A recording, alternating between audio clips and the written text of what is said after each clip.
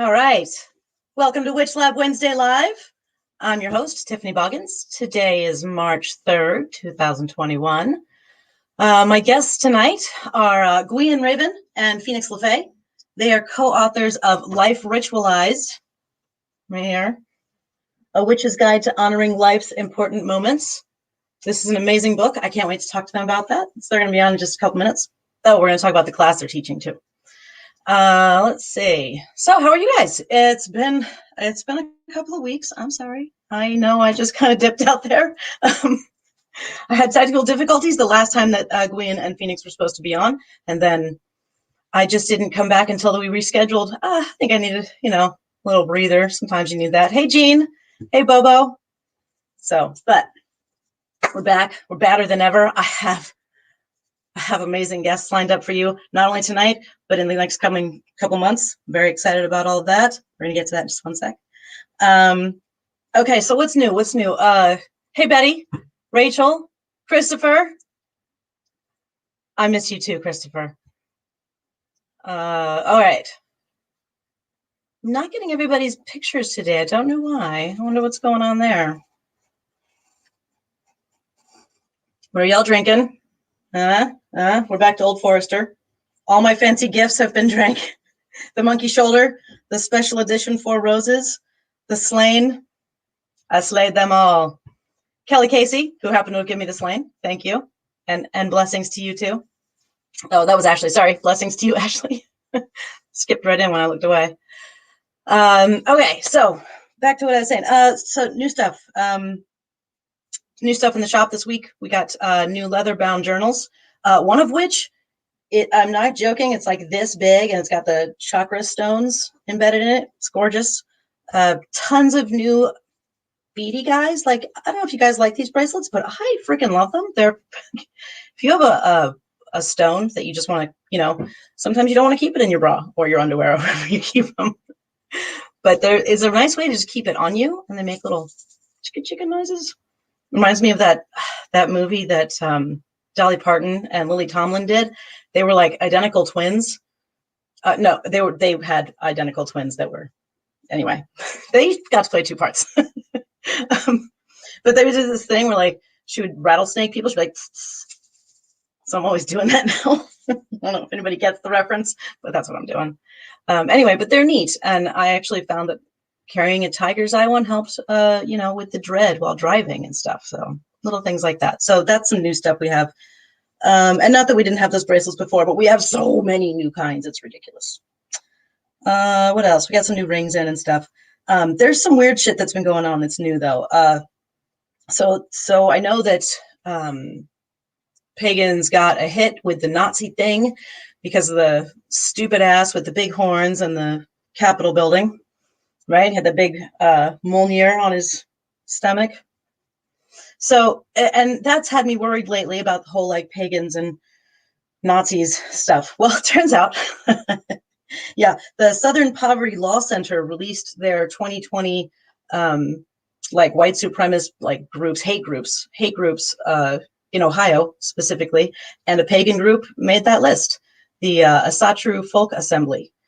So yeah, so it's closer than we think, and it's really horrible. And I think that it's important as a community that we acknowledge it and talk about it, and not just try to pretend it doesn't exist. But it scares me that like the Norse symbols, like runes, they use runes a lot, and Mjolnirs and lots of things that people in our community use. And I don't want the public doesn't know. They get confused about shit, right? So yeah, Gene, what the fuck? Exactly. So I just think we should just know about it. It's a Asatru Folk Assembly. You can go to their website. And you can also see who the Southern Poverty Law Center is. They're the ones who started in the 70s in Alabama, helping people who were victims of the KKK, stuff like that. So this is one of the things in that if you go to the Southern Poverty Law Center, which is splcenter.org.states.ohio, you can see their listings, right? And so each one is listed by what their hate is, basically. So like Proud Boys is like general hate, right? And Bible Believers Fellowship is anti LGBTQ. American Identity Movement is white nationalists. So there's a listing for the KKK. The KKK, their subheading, literally the KKK. They have their own subheading of hate that's like just them. They even have their own little avatar that goes with it. It's like a little pyramid, a little white pyramid with eyes on it. So they're their own faction. Way to go, guys. And Trump said he didn't know enough about the KKK to not take their money. Anyway, getting all uppity about it. But so anyway, so these Satru Folk Assembly, they practice, their subheading is called Neo-Volkish, right? So Neo-Volkish is a throwback to really old white supremacy. So just to keep your ears open, just so that you know what's going on, so that you know, can maybe defend if somebody comes at you with that kind of shit. That, yeah, we know about it. We're not happy about it either. But this throws me back to like punk rock days, right? Where suddenly there's Nazis and shit at punk rock shows. Yeah, some skinheads and some punks were Nazis. But in the immortal words of the poet Jello Biafra, Nazi punks, Nazi punks, Nazi punks, fuck off. Same with Nazi witches. Just, we're just going to change the words to that song for now. All right. That was my spiel that really pissed me off recently since I got to talk to you guys before. Anyway. And we can talk about this later in the show too. We can bring up things we hate. Anyway, let's go to upcoming WitchLab stuff. Upcoming WitchLab stuff. I'm very proud to announce that on March 24th, which is not that far away, Jason Miller will be here. Jason Miller, Strategic Sorcery, Protection and Reversal Magic, Hecate 6-month class, Jason Miller. Very excited. I love him. Old friend. It's going to be great. I don't even know what we're going to talk about. We're going to talk about everything. April 7th, Lilith Dorsey will be here. Water Magic, Orishas, Goddesses, and Voodoo Queens, and a slew of other books that she's written. She'll be teaching a class in April 16th, Lilith, Mama Brigitte, and the Bombajira. So the dark goddesses of your dreams. Love that. Saturday, March 6th. Let's see that. Oh, Hexy Cocktails. Saturday, March 6th. That's this Saturday, right? So this Saturday, I will be drinking with Amy Blackthorn and any of you who would like to join us. So you don't have to drink, obviously, but she'll be mixing cocktails and we get to mix with her. And the description is in the class. All these classes you can get on WitchLab.com. But yeah, if you want to buy the stuff to make a corpse reviver with Amy Blackthorn, buy the stuff, we'll make it together. And she's going to tell us how to make all kinds of other things, magic potions and shrubs. Just found out what a shrub is. It's a vinegar-based infusion thing. So yeah, that's this Saturday. And then March 27th, the end of this month, these wonderful people that you're about to meet are going to be here to do a class, DIY rites of passage. We're going to talk a lot about that on the show today. So just a little minute there. Next, April 1st and April 8th. I know I'm skipping around dates. I'm sorry. It's a little crazy. April 1st and April 8th. Those are the blood magic classes. Lauren Davis and the Sui Generis. Yes, that whole sexiness that was a few months ago. It was like, what, maybe 6 weeks ago? Those blood classes are coming up. Yeah, and I think that's all the things that I have to rant about and to tell you about. And now it's time for you guys to get to know our guests. Gwion Raven and Phoenix LeFae. Welcome! Hey, everybody. How's it going?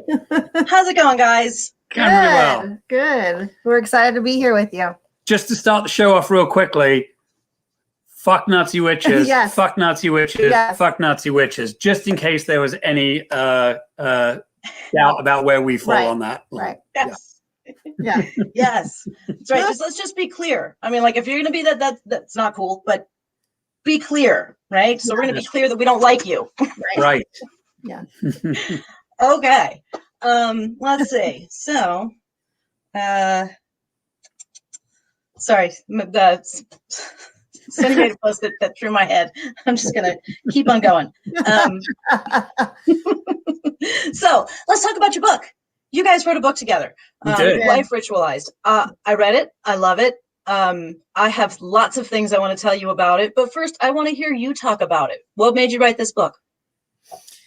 Yeah, it's well, from my perspective, I feel like one of the biggest problems for our society is a disconnection to mystery. And one of the ways that shows up is in a lack of rites of passage. Like, we just don't have them. We have weddings, there's funerals. That's kind of it. Baby showers, that's kind of it. So from a pagan perspective, a witch perspective, there are so many more moments. And really, when I say a witch and pagan perspective, I know I'm like preaching to the choir. It's really like everyone would benefit from ritualizing and bringing more mystery and magic into their lives. So, we were literally driving in the car and having a chat about this concept and decided, let's write a book. And here we are. Yeah. So, I mean, for me, that's what it is. It's about bringing more mystery and magic intentionally into what we're doing with our lives, and hopefully reaching a little bit wider of a net than the witches and pagans who already grok that. Yeah. Yeah. So one of the things that we did, Tiffany, was we looked. So we both been practicing witches for forever. Phoenix since she was 15, me since my late 20s. So we've been practicing for a long time, 18 years together, something like that. Like we've been that. practicing magic. Wow. Yeah, it's amazing. So we recognize that we do ritual all the time. And like, many people, we have our sort of high days and holidays, right? Mm-hmm. So Ostara's coming up not too long from now, Beltane not too far away. So a lot of pagan books or witchy books will center on those holidays, but there are a million other things that we can ritualize, a million other moments that we go through. So, if you think about it, just the process of saying, I'm a witch, like there's a ritual that you can do around that.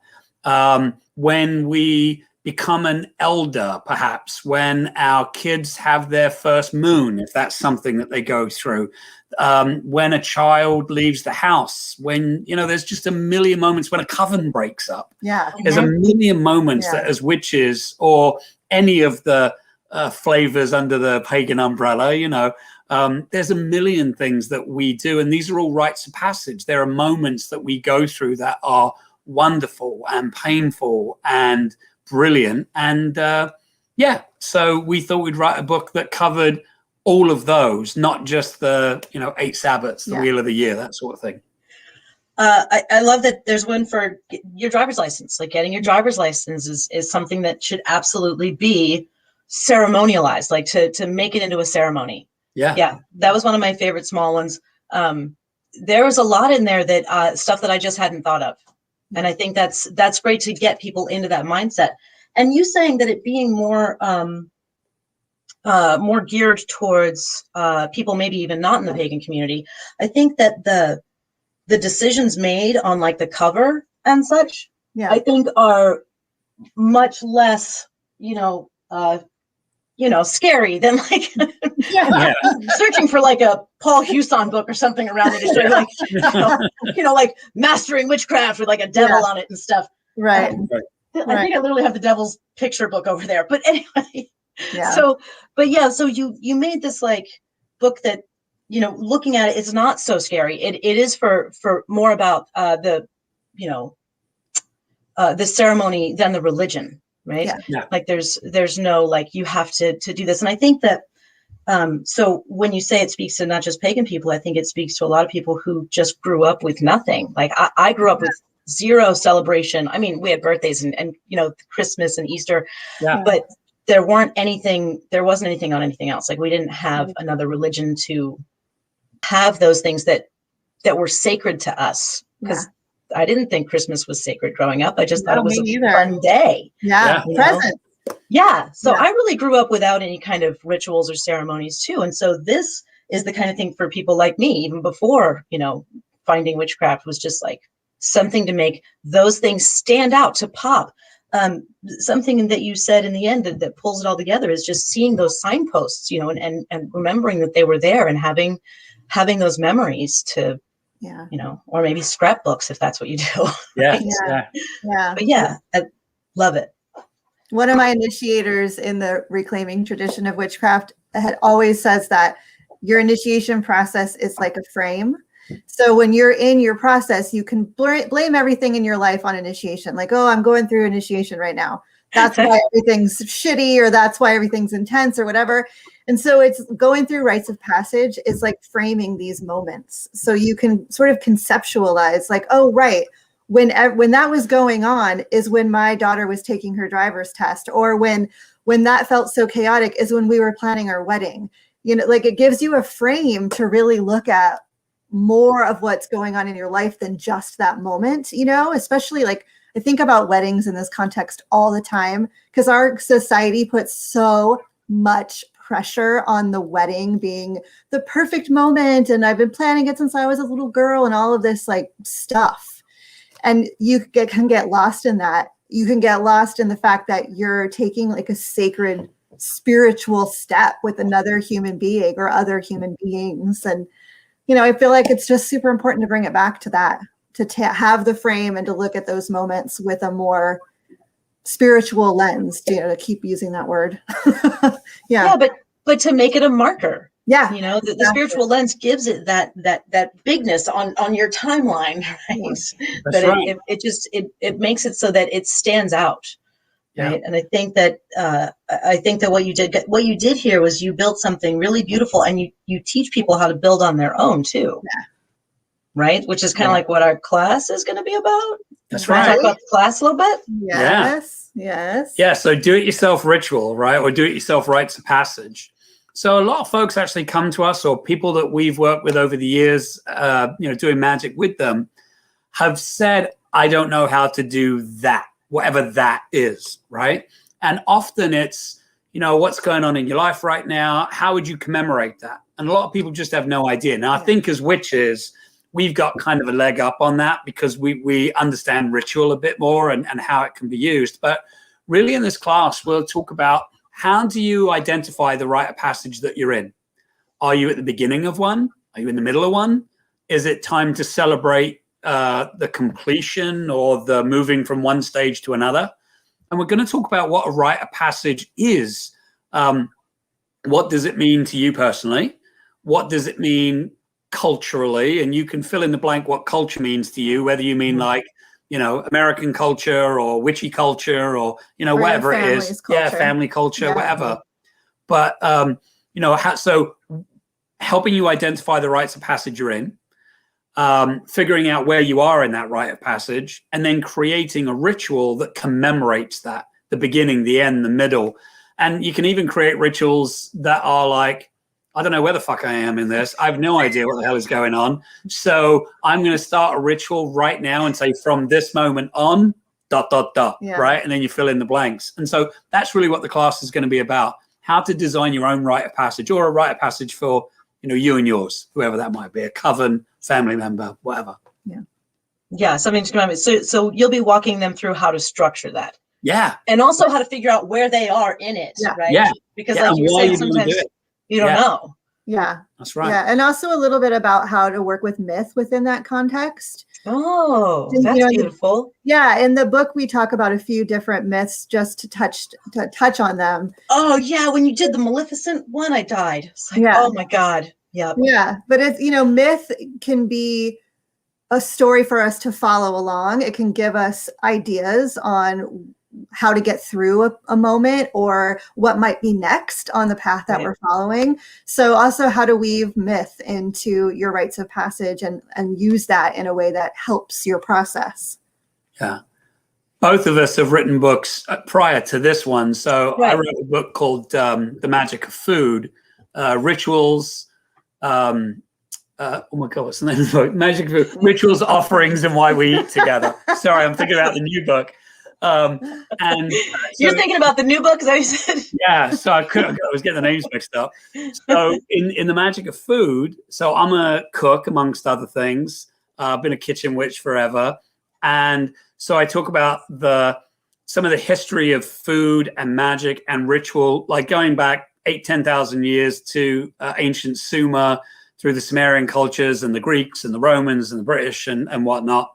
And we've got encoded in our myths all of these stories about food and how food was used to either celebrate a god or goddess, or to to be part of the initiation rites. So I talk about that, and so that's also something that we'll probably touch on.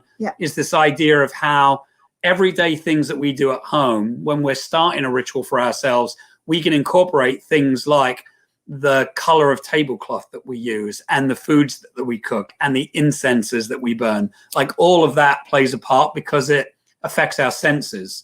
Our sense of taste and smell and sight and beauty. And Phoenix's, one of Phoenix's other books, What is Remembered Lives, really touches on ancestors and deities and spirits of land and the Fae, and like how to connect to them. So we kind of think that like both of those books also feed this book as well, because it's all kind of connected. But myth is huge for both of us, and ritual.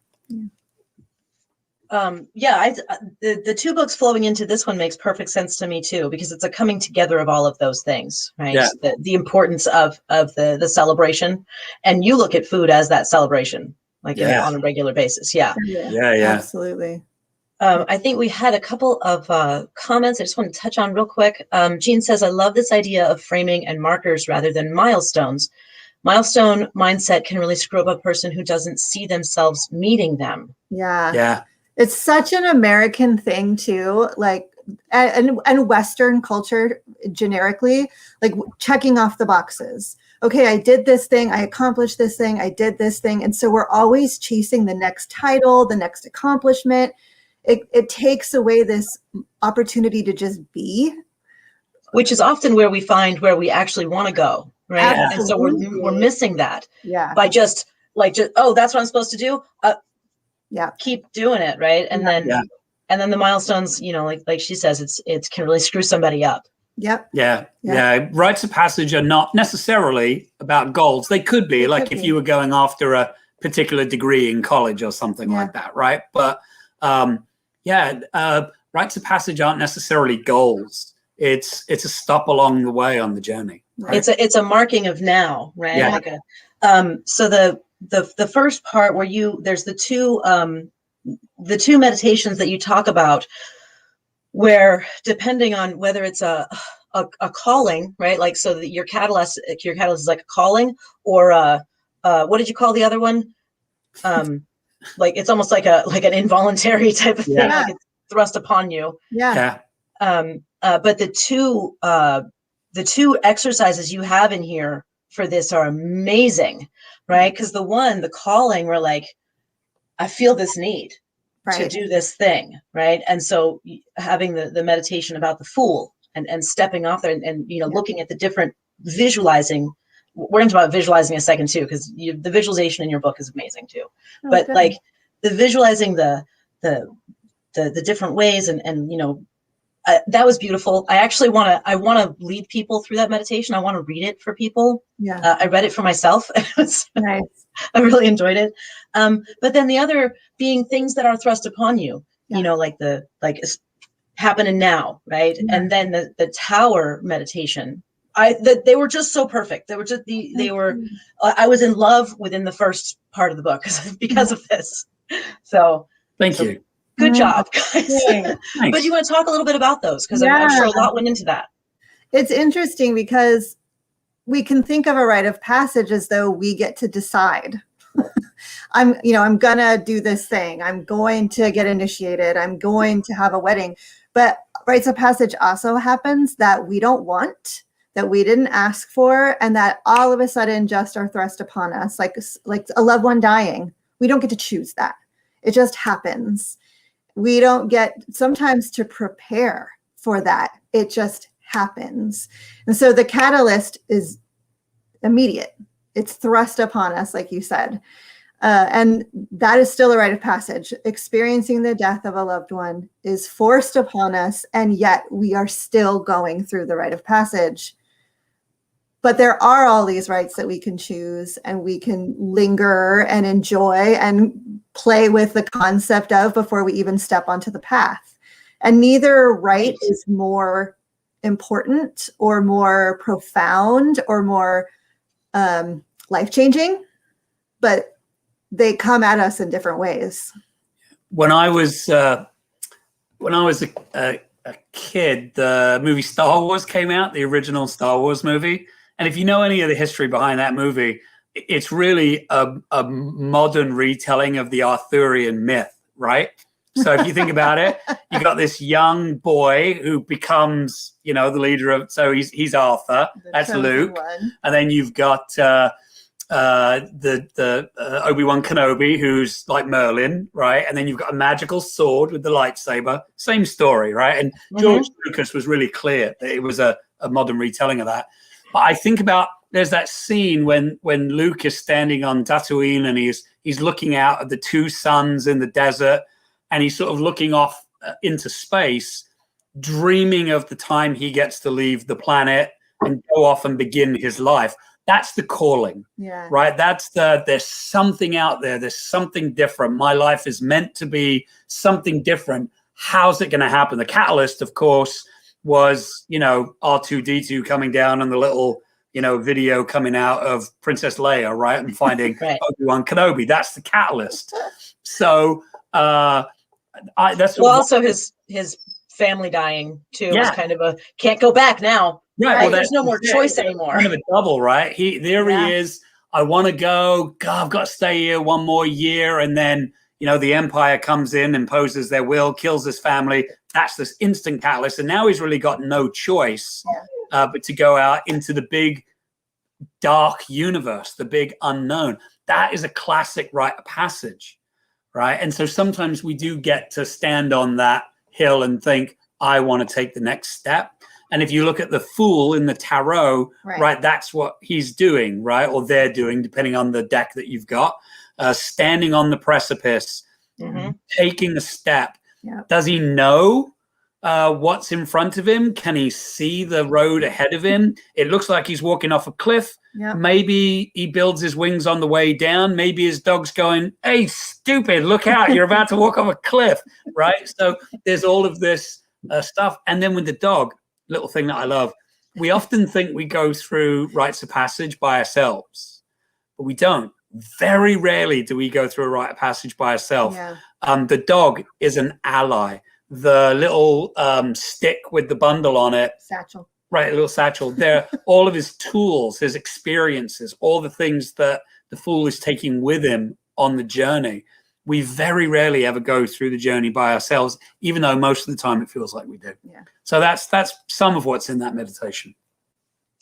So when you say we feel like we're going through it alone, but we rarely are, there's a thing you talk about alone, but in community. Right. So that's kind of what you're touching on there too, is that we feel solitary, but we're not, but we feel that way. Yeah. I think about this a lot, like, especially when someone you love is in pain, physical pain, and you're doing what you can. If you've ever had a surgery or given birth or broken a leg, you experience that pain. No one else experiences it. People might understand or have been through it themselves, but you're having the pain. And yet you have a nurse or a caretaker or a loved one who's, petting your shoulder and telling you it's all going to be okay. So you are going through it alone. And yet there are people that hold you through that process. It's a weird place of community and isolation at the same time. Yeah. It's like a paradox. Just acknowledging that can help sometimes. Yes, I am experiencing this joy, this pain, this sorrow alone. And yet I have all of this around me, all of these people holding me, all of these other people who get it. A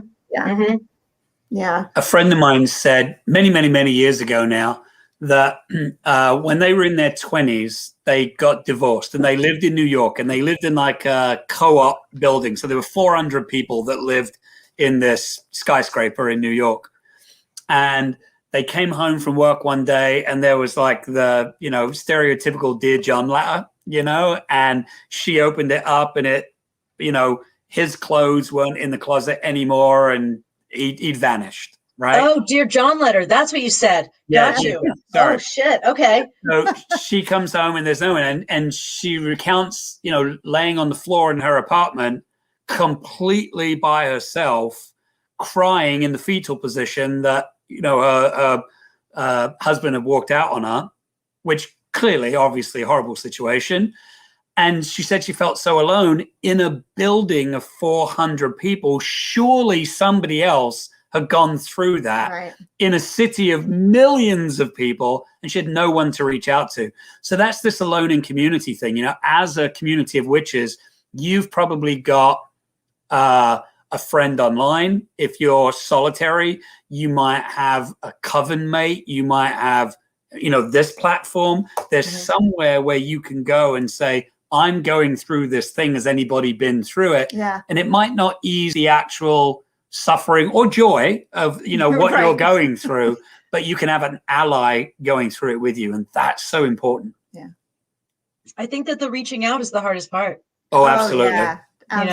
Like so many of us are afraid to show weakness, afraid to be rejected. Like, what if I actually reach out and the help's not there? Yeah. Right. So these things, they keep us, the fear, it's always fucking fear, right? Yeah. The fear keeps us isolated, Yeah. People I know, when the more down they are, the less likely they are to reach out. Yeah. Right? It's true. Absolutely. Yeah, it's hard. It's hard. And that's where having community who will catch you in that position and go, hey, you usually are posting in our group once a week. Where have you been? That's where we also have to look at ourselves as stewards of the other side of relationships and pay attention to those people who we know fall into dark times or are always the strong one. And all of a sudden they've disappeared. It's about being in community, whether that's physically together or online together. Yeah. It's hard. Being vulnerable is real freaking hard. Jean actually says, and we're also afraid to recognize the actual problem. Yeah, absolutely. Right. So like reaching out, then you might actually have to face it or deal with it. Telling somebody else your situation. So sometimes you don't want to do that. That's the fool walking off the edge of the cliff there, right? Being vulnerable in that moment. It's really difficult. Yeah. Right. And also, that might be the beginning of a rite of passage. I think about it, if you're someone that, maybe struggles, say, with addiction, reaching out to somebody and saying, I'm an addict, I need help. Oh my God, how fucking scary is that, right? I can't imagine. Yeah. Christy says it's very difficult to reach out to people when you're suffering. Yeah, right? Absolutely. I'm someone that has terrible depression. And the very last thing I want to do is go, hey, everyone, I'm feeling super depressed right now. So come help me. Right. It's absolutely not what's going to happen. Right? And sometimes you don't even know what you want or need to help you move through the moment you're in. So it is hard. Yeah. And this isn't about the book. This is just like Phoenix's ideas about life here. So, but it's like the more we know ourselves, the stronger we become as humans and as witches. So understanding our triggers, understanding the shit that gets us down, understanding our inner landscape and what will help pull us out of those stuck places. Like that's the work of being a witch. That's our shadow work, our inner work. We got to do that shit. We got to do that. It's important. 100%. Yeah. Preach all the way. Yeah. Absolutely. That's something that we talk about a lot on this show. We talk a lot about the hard part of being a witch, answering the hard questions, then dealing with having to have answered those and now figuring out, shit. I got to make that better. So it's, and also Jean says that Phoenix's Ideas About Life is your next book. I love it. That would be a very ranty book. I think, you know what? We need more people to just stand up and tell us what they think. That so many people are afraid. The only people that we hear mostly, not only, the majority that we hear are people who don't have everybody's best interest in mind. We need more of those people to be shouting. So, and after reading your book and meeting you, I feel like you guys should be shouting. Right? So shouts all the time. Good. Yes. So write the ranty book. Give us something. Yeah. Jean's here for it. I can get on a soapbox if you let me. That's literally what this is. What you got, bring it right here. Like, I love where you're going with shadow stuff. I love where you're going with, figure out who you are, because you got to be able to stand on your own 2 feet, and you can't do that. You can't do your magic well unless you know who you are, where your feet are. The hidden craft in witchcraft, right? We talk about spells, we talk about magic, we talk about rituals and ceremonies and all of those things, and they're brilliant. One of the things we don't talk about often is bringing our real selves, and to do that, or you got to look in the mirror, and that's not always easy. Technical difficulties. I totally hit the back button on my before during a show and had a complete freak out. Oh my God, I didn't know I could do that. Found my way back. Everything's good. I'm so sorry. You figured it out. It's all good. What were you saying? I just said, what did I say?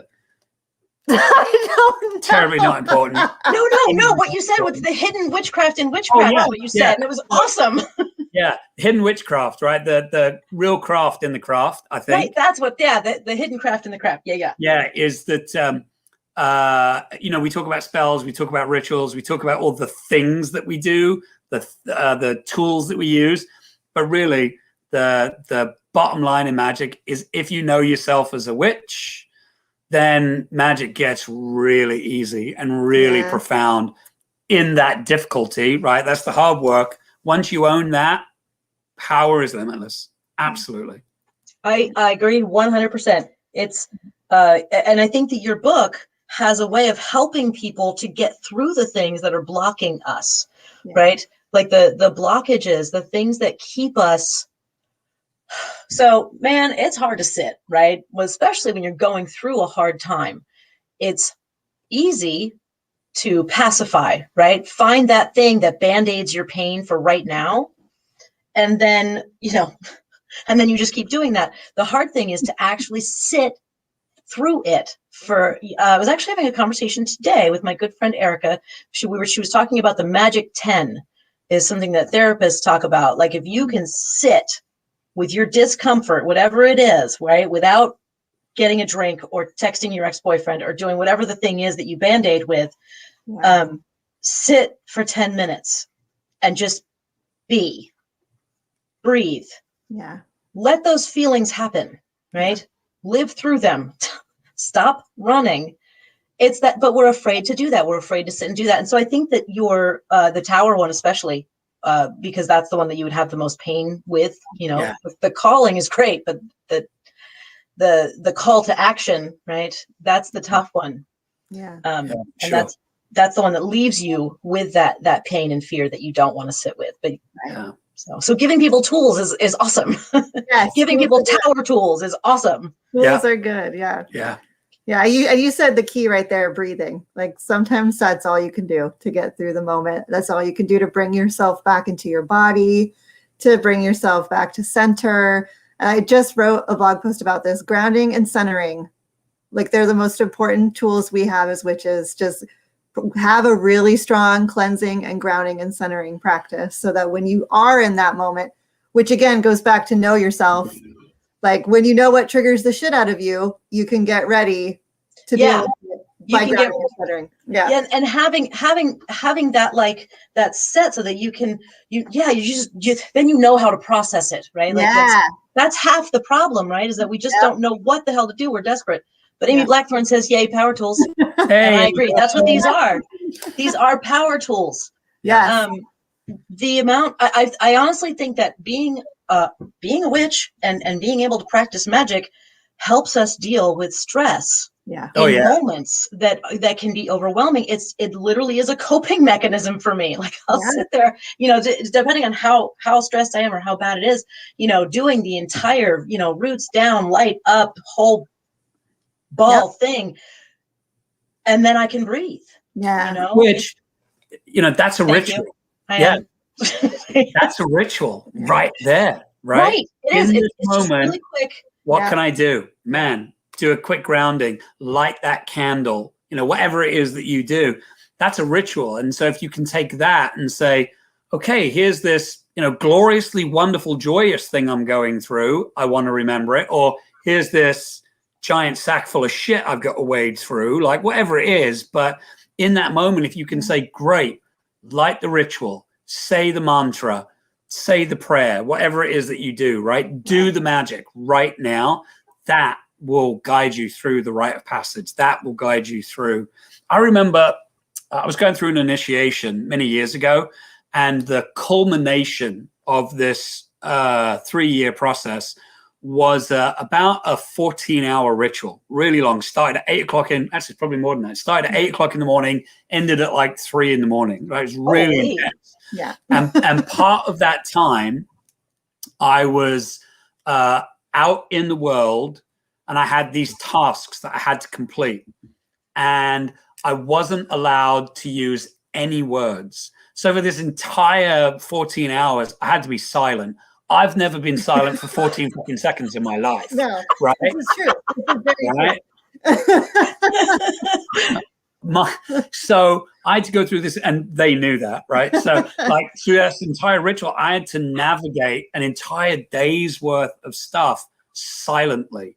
It was really challenging, and I couldn't have a cell phone. Like I was really out in the world. And what I realized, what part of that rite of passage was I had to completely rely on myself and not use the tools of communication that I rely on. I couldn't ask questions. I couldn't Google something on my phone. I had to do it. So I had to stop. I had to slow down. I had to use my witch's intuition and say, how do I get from here to there? How do I overcome this next obstacle? How can I rely on my senses right now to know whether I should go left or right, up or down? And I just sank into that. Like I saw the world from my belly, not from my eyes. I saw it from my middle chakras, and sort of looked out and said, how do I move in the world from this place? It was the most intense, magical, profound rite of passage I've ever been through. But what I got was the absolute knowledge. I don't usually deal in absolutes, but I got that absolute knowledge that as a witch, I can get through everything. I can rely on me and my magic. Yeah. And that was powerful. And that's what rites of passage can do. And that's what we wrote about. All these little rituals are about you stepping into your power. It's brilliant. That was beautiful. Stepping into your power. That was gorgeous. That was amazing. That was so passionate. I loved it. I'm in. All right. If I didn't want to be a witch before, I do now. That's right. Well, we are recruiting. Oh, good. For just $19.95. No, I'm just kidding.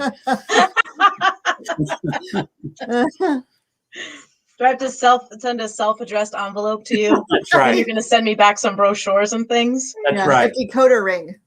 Oh, I'm sending you stuff now. I want a decoder ring so bad. I'm one of them suckers. Oh, yeah, definitely. It's a gadget. Yeah. Puppy. What? Jeannie, go outside. Jeannie, go outside. All right. Tell the people a story. I'll be right back. Let the dog outside. All right. Tell the people a story. Tell people a story. You're the storyteller. Here, I'm gonna give you the thing. Wait, hold on. How do I do this? All right, just talk. I'll figure it out. Oh, puppy. Okay. So welcome to the lab. Phoenix and Gwion are taking over the show. Tiffany who? So, what do you want to talk about, Phoenix? Oh, I don't know. She said tell a story, so tell a story.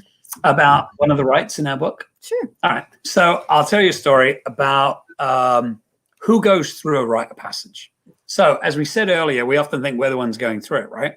So think about giving birth. If you are somebody that's done that, thinking about doing that, as Phoenix said, you're the one going through that, right? It's your body that's going through it. But there might be a partner or partners that are going through it with you. The doctors, the nurses, your family, potentially, right? All these other people. So as you're going through and becoming, not to mention doctors and nurses and the baby, doulas and midwives. Well, yeah, the baby and the baby's going through it. We all have to be born, right? So there's this. If we start to look about who goes through a rite of passage, it's very rarely just the person who you think is the star of the show. So think about it. When a person gives birth, oh crap. Stop telling the story now. No, just to wrap it up. No, keep going. Just ignore me. So the person that is giving birth, perhaps they become a mother in that moment. But at the same time, somebody else might also become a co-mother or a father. Somebody else might become a grandparent. Somebody else becomes an uncle, an aunt, a brother, a sister. Yeah. So there's all these people that go through it. And yeah, it's absolutely right to celebrate the rite of passage that the person giving birth is going through. But amazing, wouldn't it be amazing if afterwards, when everything is safe and done, if you could create a ritual that celebrated all of the changes that everyone went through in that process. And you can. Yeah, and you can. You can. Yeah. I think that might be, we're talking about that in the class. Yeah. Yeah. Excellent. There you go. That was it. So Jason Mankey, who wrote the foreword to the book, right? He said that parts made him cry, right? Well, we do live to make Jason Mankey cry. So It's true. I've never had the pleasure. Wait, no, I didn't. I don't think I did. Anyway, but so I got through a lot of the book, right? And I thought I can do this. I have a feeling I know where this is going. I'm not going to say anything, but I have a feeling I know where this is going. So yeah, I got to the point where Gwion had to accept being Demeter. Oh. That was the part. So my daughter is 18 and her and her boyfriend are looking for apartments right now. And it didn't occur to me until I read your story that I'm going to have to deal with that. Yeah, right? Her room's not going to be empty. Whatever. Shut up. It's going to be fine. Yeah. Yeah. Yeah. Oh my God. That hit me hard. Like, so, you know. And he didn't expect it. He didn't see it coming. Yeah. I didn't either. Yeah. I was calling Jason Mankey a wuss. and then I read it and I'm like, oh son of a bitch. So yeah, I didn't expect it at all. Yeah. And it was weird. Like, so I'm a cisgender man, right? So it was odd for me to associate with a story that's so much about like the mother-daughter relationship, right? So Demeter and Kore, Demeter and Persephone, right? As she becomes, right? So like I never expected to feel that story in my bones, right? And I did this, you know, this beautiful, amazing, talented, independent young woman that is, but at the time, you know, was my daughter living at home.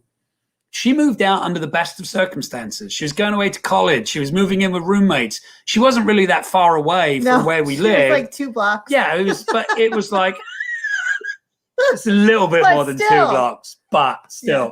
But you get the idea. It was just a couple of miles away, but she was gone, and it was for all the great reasons. Like, it wasn't like we got into a fight and she left. Right. It's a healthy moving on. Yeah. It's a healthy next step. Yeah.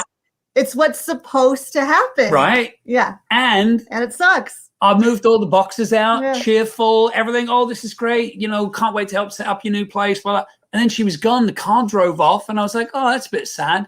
And then I walked into this room, and in this room, ambush. Yeah. So it was empty, and she'd had her first, she told me about her first crushes in that room. She had confided in Phoenix, important moments in her life as a teenager. She went through her first breakup in that room and, cried on my shoulders and, needed her daddy, Yeah. And it was like, oh my God. And all of a sudden, there was nothing but thumbtacks. It was like the scene in The Grinch after the Grinch does all the Christmas stuff. There's like a wire and one little ornament hanging, and that's it. Like, that's what the room looked like when she was out. There's that book when people are pregnant, right? The What to Expect When You're Expecting. There is no, what the fuck do I do now the kids have moved out? Right. And maybe that's your next book. Yeah, what do I do now? And I have to tell you, like, it was a bit of a mixed bag, right? Yeah. So I'm grieving over my daughter being gone. I'm grieving over the fact that I'm not an everyday parent. And then all of a sudden, because we have another daughter who's now 19, but at the time was about 15, she spends half her time with her father. They have an amazing relationship. He's a great fella. But all of a sudden, like 4 days a week, 3-4 days a week, we got to be just a couple. We got to be just Gwion and Phoenix. We weren't mum and dad. Yeah. And it was like, this is brilliant. Everybody, fuck off. Pat, get out. Go, get out. Let the child go away. This is brilliant. And so there was this weird grief. Like I was like, when she would come back, you know, we'd go on a walk or she'd visit for dinner. It was like, oh, you're back. I love you. It's so sweet. I just wanted to wrap her up and keep her. And then 10 minutes after she was gone, I'm like, let's bone, you know. But, you know, I also think that it was an interesting expectation because he's dad, that he wasn't going to feel these feelings, right. And that the expectation is that mom will feel these feelings, and that gender bullshit that comes up with situations like this, you know. So I also think he had no resources, because when he would talk to other families about it, it was always the mom figure who could identify. There weren't other fathers that, at least in that time of our lives, that grokked what he was feeling, you know. So it was also like having to look at how we don't necessarily fit in the gender roles and the expectations of what our family is supposed to look like. And I think that added to it too. Oh, it did. It added to the hardship of what he went through. It was a total blindside. I didn't even more isolation, right? Yeah, absolutely. And I reached out to other men that I knew that had kids. I'm like, hey, have you gone through this? And I had kids when I was young. So Phoenix and I have 3 children between us, but none of them together, right? So I had children when I was young. And so some of the men that are my age have got like 5-year-olds, you know, they're still in and they're setting up play dates. You know, my kids are going to college. Yeah. And it was like, wow. So it was really hard. So again, what I did was, instead of turning to real live people, because I couldn't find anybody that had gone through what I was going through, I went to the myths and I thought, what does the story of Demeter and Persephone, or Demeter and Kore, tell us? Yeah. What can I take from that? And that's when I realized, oh, I'm Demeter in this story. I never imagined that. Yeah. So how do I deal with this grief that she goes through? And how do I accept the joy that when my daughter does come back, as Persephone comes back every, you know, cycle, comes back in and gets to be in Demeter's life again, I got to really look at the moments when my daughter came back into my life, you know, did come over for dinner. We did go out for a hike or do things that we'd done before. Like, I reveled in those moments, still do revel in those moments and hold them, because I know they're like the springtime. I only get them for a little bit and then she's back off into the world again, being the total queen. I mean, she is absolutely Persephone. She rules her world. Brilliant. Yeah. I loved that. I loved that it was a gender switch. I loved it. I really did, because it allowed you to have deep feelings. Yeah. Right. Because it was a female character, and that you are, you know, a female myth that you were likening yourself to. I loved it. I loved the whole thing. I loved that it was a dad being sad about a child leaving, because you don't hear that much. So that was the one that got me. And I promise you, when that moment comes and you're sitting alone on the couch and there's no one there, you can call me. Stop. You want to make me mess up with makeup. Oh God. You know, I won't either. I'll just sit there and cry. That's okay too. That's okay too. You can feel your feelings. Yeah, I don't like other people watching me feel my feelings. I should have a live show where I talk to people who make me cry. Oh shit. Okay, so let's see what else I had about in here. Oh, so again, the personal stories. The personal stories are so amazing. How you bring it together, how much you share of your lives with your reader. It's really beautiful. And there were so many times that I felt like I was there with you, because once again, your imagery, your visualizations, when I read the thing about you sitting in the room, I was picturing the Grinch. I was picturing that wall, right? And you talk. There's one part where you talk about meditating to get rid of your distractions, right? Your attachments, and you talk about, because scraping is a thing, right? You scrape the threads away, but there was one where you were like unhook them.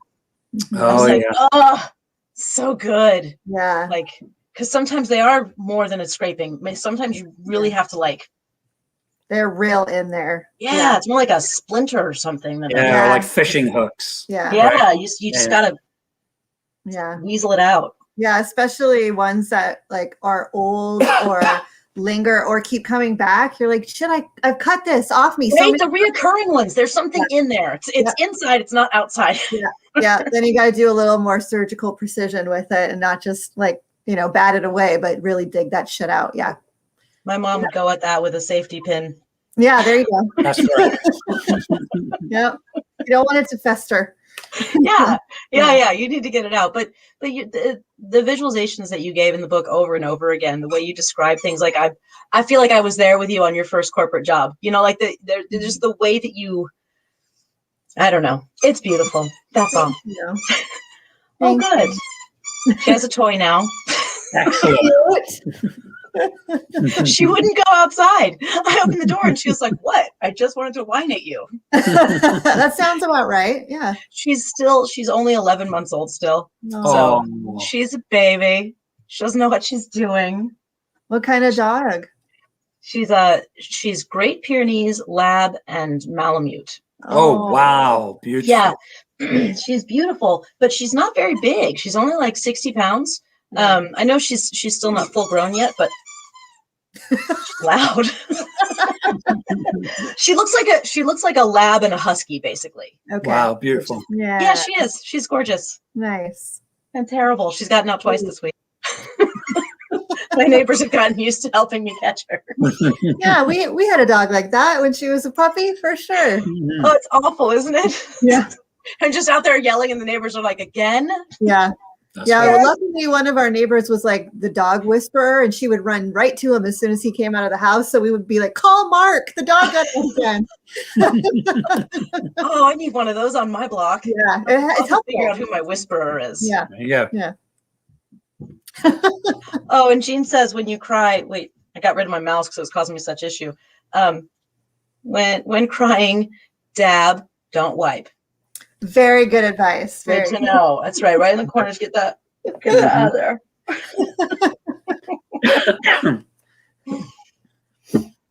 All right. So let's see. All right. Do you guys, the audience I'm talking to, do you guys have any questions for Gwion and Phoenix?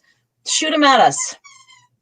Let's see. We had a family friend whose youngest daughter was a freaking Houdini.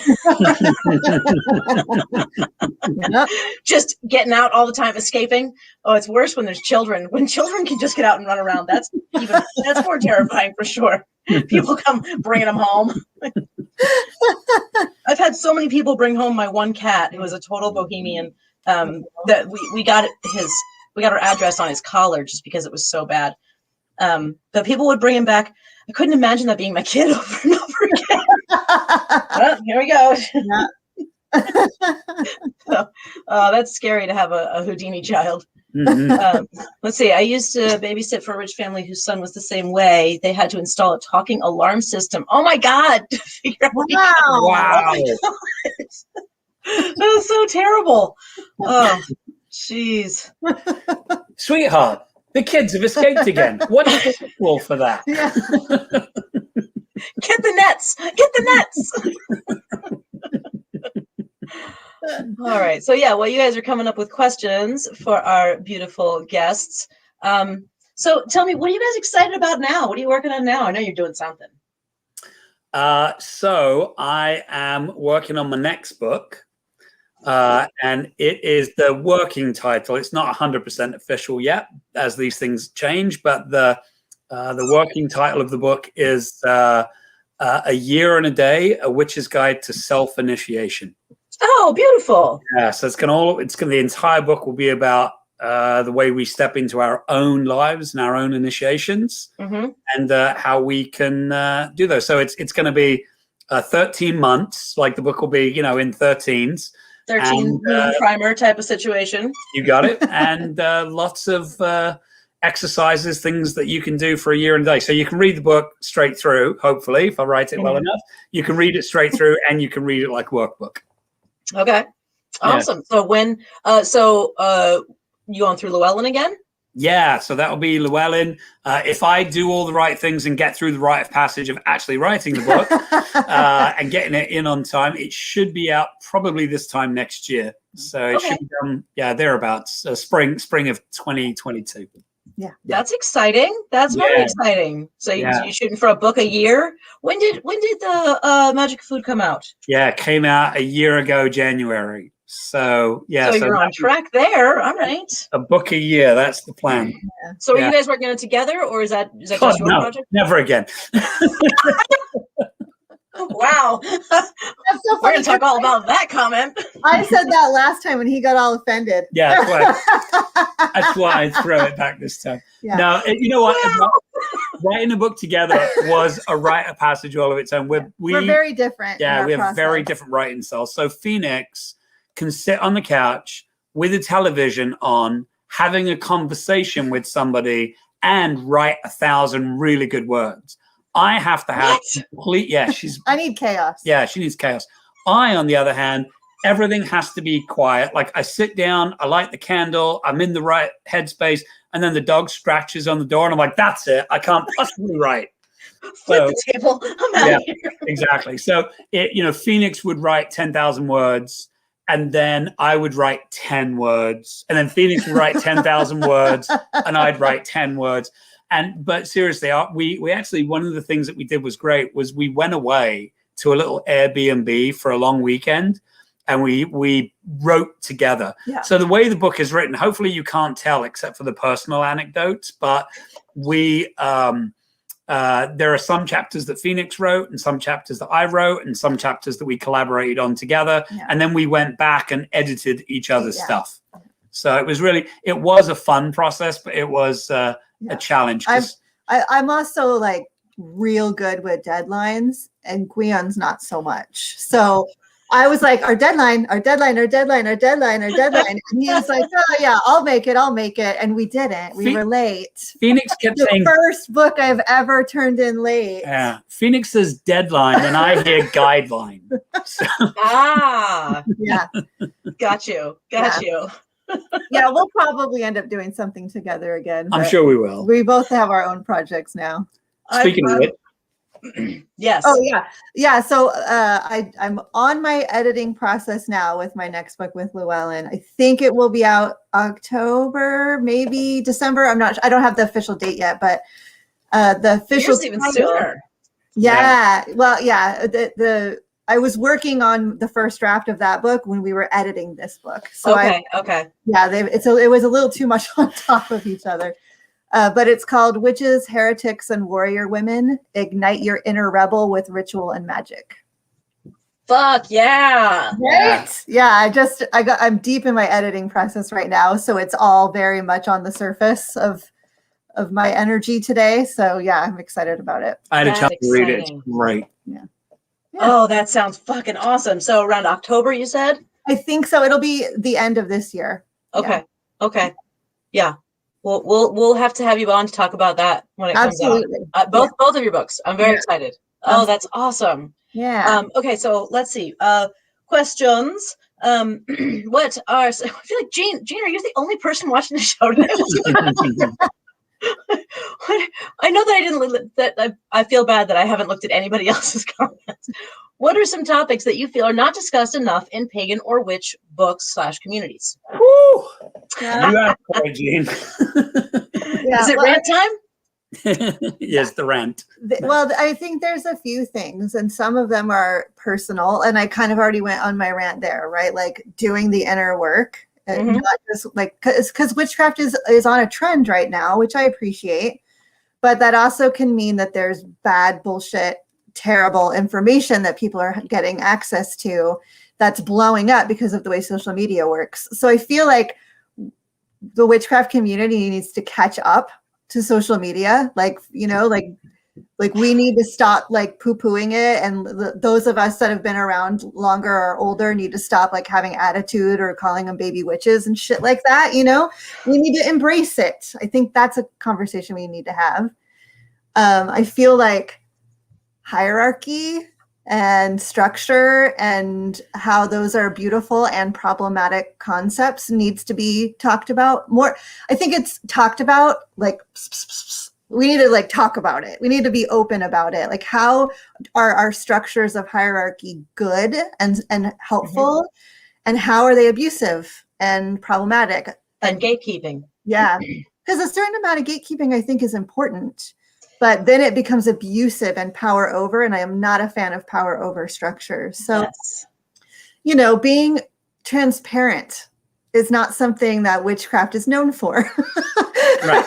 What a cult means hidden, right? Yeah. And there is value to that, but to at least be clear in why we're not being transparent about something I think is important. Yeah. It's 100%, because God knows that when we're left to our own devices, we have the worst reasons. We think of the worst reasons, right? We think of, and oftentimes it's at our own detriment, right? Like we think it's something to do with us, right? Something, you know, like people always reflect on themselves. So if we're being strangely secretive about something, you know, makes people feel excluded, right? But explaining why, right? Explaining why there's certain things that we don't talk about, that because they're secret or whatever.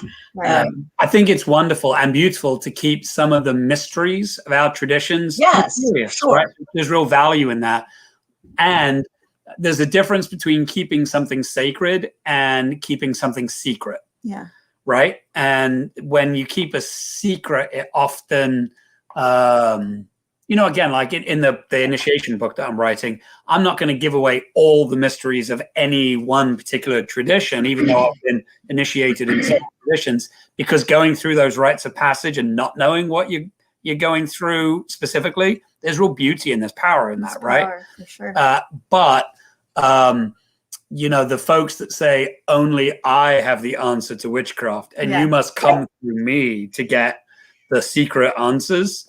Yeah, that kind of stuff is ripe for abuse. Anything with your tradition is the only way of doing it. You can't be initiated into other traditions. All the answers are here. Like, that's cult shit. That's not witchcraft shit, right? So I feel like just being more open about that are topics that we need to discuss more as a community. Yeah. I think that was an amazing answer. And Jean, don't be sorry for talking. It's more about the other people. Come on, people. So anyway, you got people going. So Rin says, you've got the term, you've used the term initiation a bit in context I'm not entirely familiar with. What is it you mean by initiation? Great. So there's a couple different definitions. So within a lot of magical witchcraft traditions, there is a point where you can step deeper into the mystery. You are accepted into the coven. You're given the keys to the magical truck that everybody has, whatever it is, right? So there's this process of initiation that you step into. If you think about like British traditional Wicca or Gardnerian Wicca, they often have degrees, right? First, second, and third degrees. Each one of those degrees, hopefully, you're gaining more knowledge, more skill, more depth and understanding of the tradition. So that's an initiation. Another way to look at an initiation is, and this is almost synonymous with a rite of passage, not exactly, but very close, is the idea that I'll give you an example. When I was 22, my dad died. At that time in my life, I only knew one other person who'd lost a parent, right? Because I was young, I was 21. And my dad died suddenly. He was 49 when he died. And so I was initiated into the club of having a dead parent. And I couldn't talk about it to anyone. Nobody understood what I was going through. And I had one friend who'd also lost a parent very young. I think that he was 19. So we had this like secret language. We had this, he was the only person that knew how to console me because he'd been where I was. That was an initiation, stepping into a worldview that was fundamentally different from the world I inhabited beforehand. That was initiatory. I was brought into those rites of passage through the death of my dad, and then had to learn how to navigate a whole new world. So that's an initiation. So a couple different contexts. Yeah. I hope that answered your question. That was good. There was some ones I didn't even think of there, like the last one. Like suddenly you're in a club you didn't want to be a part of. Yeah, that's right. Here you are, and you were even in a smaller club of having lost a parent at a young age. So it's like a even more specialized. Yeah, exactly. Yeah. Yeah. Kelly Casey, she's not the only one watching. Okay, you're right. I'm sorry. just really love the content. I think maybe you should put together an adult kids leaving the nest ritual. Yeah. I mean, we kind of talk about that in the book, but you're right. Well, from the other perspective, yeah. Like the kid leaving. Oh, yeah. Yeah, we talk about the adult like experiencing the kid leaving, but not the kid going through the leaving process. Yeah. She loved it. That. She enjoyed. She loved it. Yeah, but again, the class that we're going to do about creating your own rites of passage, that would be a perfect thing that we could slot right in there and create a whole ritual for the kid leaving the nest and how exciting and wonderful and what adventures await and offering blessings on that person. Yeah, I like that. I like that too. Okay. Jason Price says also, just because it's not being talked about doesn't mean it's a secret. Agreed. That's true. Very true. Evie says hi. Hey Evie, how's it going? 100% cult stuff there. Not a fan of gatekeeping. Yeah, for sure. I'm just gonna give everybody's things. Magic School Bus. What did I miss there? Did I miss? Is that a reference to something you guys said? I don't know. I don't know. Evie, I don't know what you mean. I said something about getting in the bus. Oh. Yeah, then. The Magic School Bus. Yeah. Jason says beautifully spoken, which is everything tonight you guys have said has been absolutely fucking amazing. And Rin says you did clarify that initiation question for her. Excellent. So, Jane, again, here's some of the resources that helped you build your ideas for ritual or your favorite resources for witchcraft. That brings us to another question about books that you would recommend. But yeah, resources to help you build your ideas for ritual. Yeah. I mean, so I came to all of this in the mid 90s. So I read like everything written by Scott Cunningham and all of the things, Silver Ravenwolf, all of that shit. I devoured it all when I was a teenager. So those are foundational to my ritual creation. But really, I've spent most of my almost 30 years in witchcraft connected to the reclaiming tradition of witchcraft. And so that tradition influences me and ritual more than anything else. So it's, it's very, if you've read any books by Starhawk, like it's very much that vibe. So Truth or Dare, The Spiral Dance, like any book by Starhawk really, really has influenced the way that I work with ritual. And there's so many good books right now, so many good books. The Intuitive Witchcraft by Estrella is freaking awesome. Jason Minke wrote the foreword for our book. He's got a couple of really great, he's got lots of good books, but like the Transformative Witchcraft. Transformative Witchcraft goes into a lot of ritual. Really, like that's his big like. Yeah, so good. So there's so much good stuff out there right now. We're this little, like I said, witchcraft's having like a peak. It's very popular, and thankfully there's a lot of really good content out there too. So yeah, it's an embarrassment of riches. Yeah. So thank you. Yeah, good. That's good. That's good. I think one of the resources for me, a couple, so similar to Phoenix, actually practicing with people, if you have the chance to. Oh man, that is something that it flushes out where the problems are. It sure You're does. doing it, like Yeah. positioning, staging, if you will, Yeah. and things. And but yes, no, I couldn't agree with you more. Getting out and doing ritual with other people, it hones. Yeah. So, sorry, I didn't mean to cut you off, but I was still excited about your point. Yeah, no, that's it. So I'll tell you a quick story. So a million years ago, we were part of a druid group, right? And there were 3 of us in a little learning grove. And we had this really simple exercise, right? 3 of us standing together, all holding hands, looking into each other's eyes. And we had to tone, like we had to say O, E, and R, right? O, E, R, like that, right? Just toning.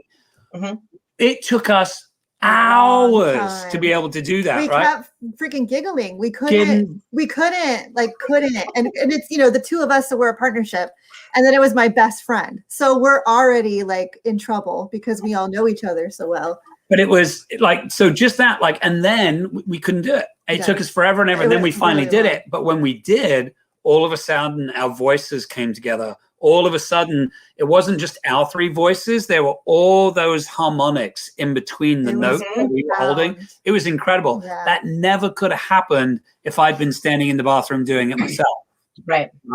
So one of the best resources I recommend is if there's a local community, if there are local public rituals, when we can do that kind of thing again. When, forums like this, where you get to hear other people speak, see other people's questions, really engaging in real life with other people. That is an amazing ritual resource. So we have. That's right. Yeah, Jason says harmony. It's an awkward thing at first. It is. Awkward, man. A lot of witchcraft is getting through the awkward. So we've done rituals with 2 people. We have priestessed rituals for 100, 150 people. We've put on rituals that were a week long. We were part of a team of maybe 8 or 10 people that put together a witch camp, which is essentially a 7-day ritual in the woods. And very fortunately, we've been part for many years of the production of the spiral dance that happens in San Francisco often, or Oakland, depending. There's sometimes 1,500 or 2,000 witches at that, and we've been part of that ritual. So again, that's where a lot of our resources come from, is doing public ritual and being in coven. Sorry. That's all right. Totally fine. Hey, what are you barking at? She's barking like there's somebody here. There's nobody here. Nobody that you can see. Oh, yeah, that's actually, that's funny. And then we've had some things happening lately. We've actually set up an altar in the space of the things that are happening. We're trying to, and that actually is where she's barking. There we go. Busted. Yeah. All right. I'm going to attempt to let her out one more time because she's ringing the bell this time. So I'm going to be right there. back. You go. So I'll say a few about books while Tiffany's gone. Tell them books that you recommend. Yeah. So Phoenix mentioned some books from the early 90s. Some of them haven't aged well. Some of them still have. Authors that I love. Christopher Hughes, who is a Welsh druid, has a book called To the Cauldron Born, brilliant book, and has a new one called Ceridwen, the Celtic Goddess. I think that's just came out, brilliant book. Laura Tempest-Zakroff. Oh, of course. Tempest is awesome. Weave the Liminal is a really good practical book, and her book Sigil Witchery is fantastic. So if you are someone that's very tactile, if you like to write or draw, that's a really fantastic book. Amy Blackthorne was on here earlier on, or is still on. I had a chance to read Amy Blackthorne's Botanical Brews before it came out. One of the best reads. It's like so simple and elegantly magical. We share an affinity for cocktails and mocktails. So like in the Magic of Food, the book I wrote, I've got like a Baba Yagatini and Ceridwen and Cassis, right? So I've got a few fun cocktails. So Amy's books are really good for very practical witchery. She's got a book on Sacred Smoke, which is incredible. It's a brilliant book. I'm a big fan of books that show you how to do a thing, right? So I really love those. And then classics. Yeah, you mentioned Paul Hewson's book, Mastering Witchcraft. I'm doing his. All right, I'm just gonna grab it. Hold on. One second. There you go. I love that book. Go get it. It's a great resource. So yeah, I got the old version because Nice. Yeah, it's a hardcover like from the 70s. I'm so excited. Nice. that's brilliant. I've got 2 different copies around here somewhere. So yeah, I mean, I think those are really good books. Another book that I really love is by Durgadas Ariel.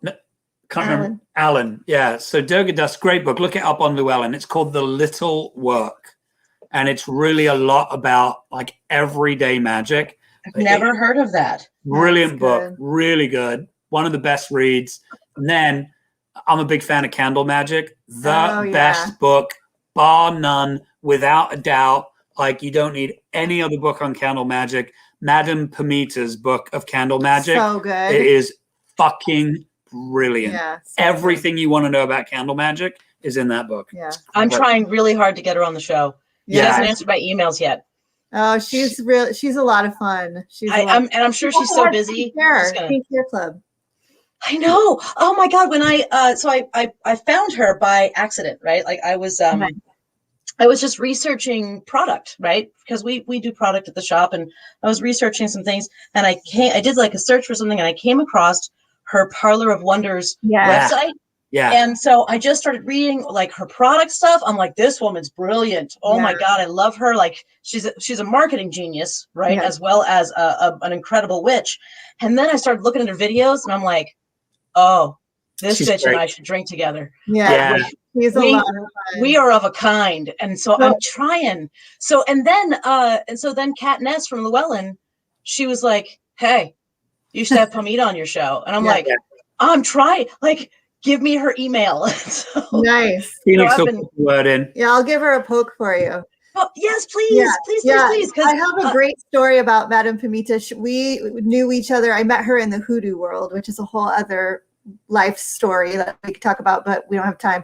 But she would do at lunchtime at the Hoodoo Heritage Festival, she would pull out these big tarot cards, and she had a little ukulele, and she would go through the audience and have people select a tarot card, and then she would do an on-the-spot reading with her ukulele, making up lyrics that rhymed and everything. It was so freaking awesome. And this woman is my hero.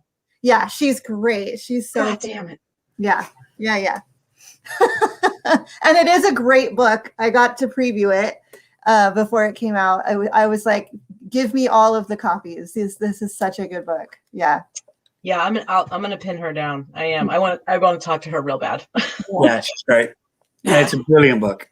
It's funny because I've been carrying her book around in my bag. So oftentimes, I have anywhere from 3 to 4 books in my bag at any time, right? Because I've been carrying around Life Ritualized and The Magic of Food for the past probably 2 months, right? Because I'm working. But I've also been carrying around the Candle Magic book. Yeah. So my bag is super heavy. But I'd been carrying around her book for weeks when Llewellyn was like, yeah, you should definitely get her on your show. And I'm like, yeah, I'm gonna. So it'll happen. All right. So what books do you suggest, Phoenix? What did you go through your book list? Did I miss that? Yeah, I went through it briefly. Yeah. Okay. There's a lot out there. Gemma Gary, anything by Gemma Gary. Right? Yeah.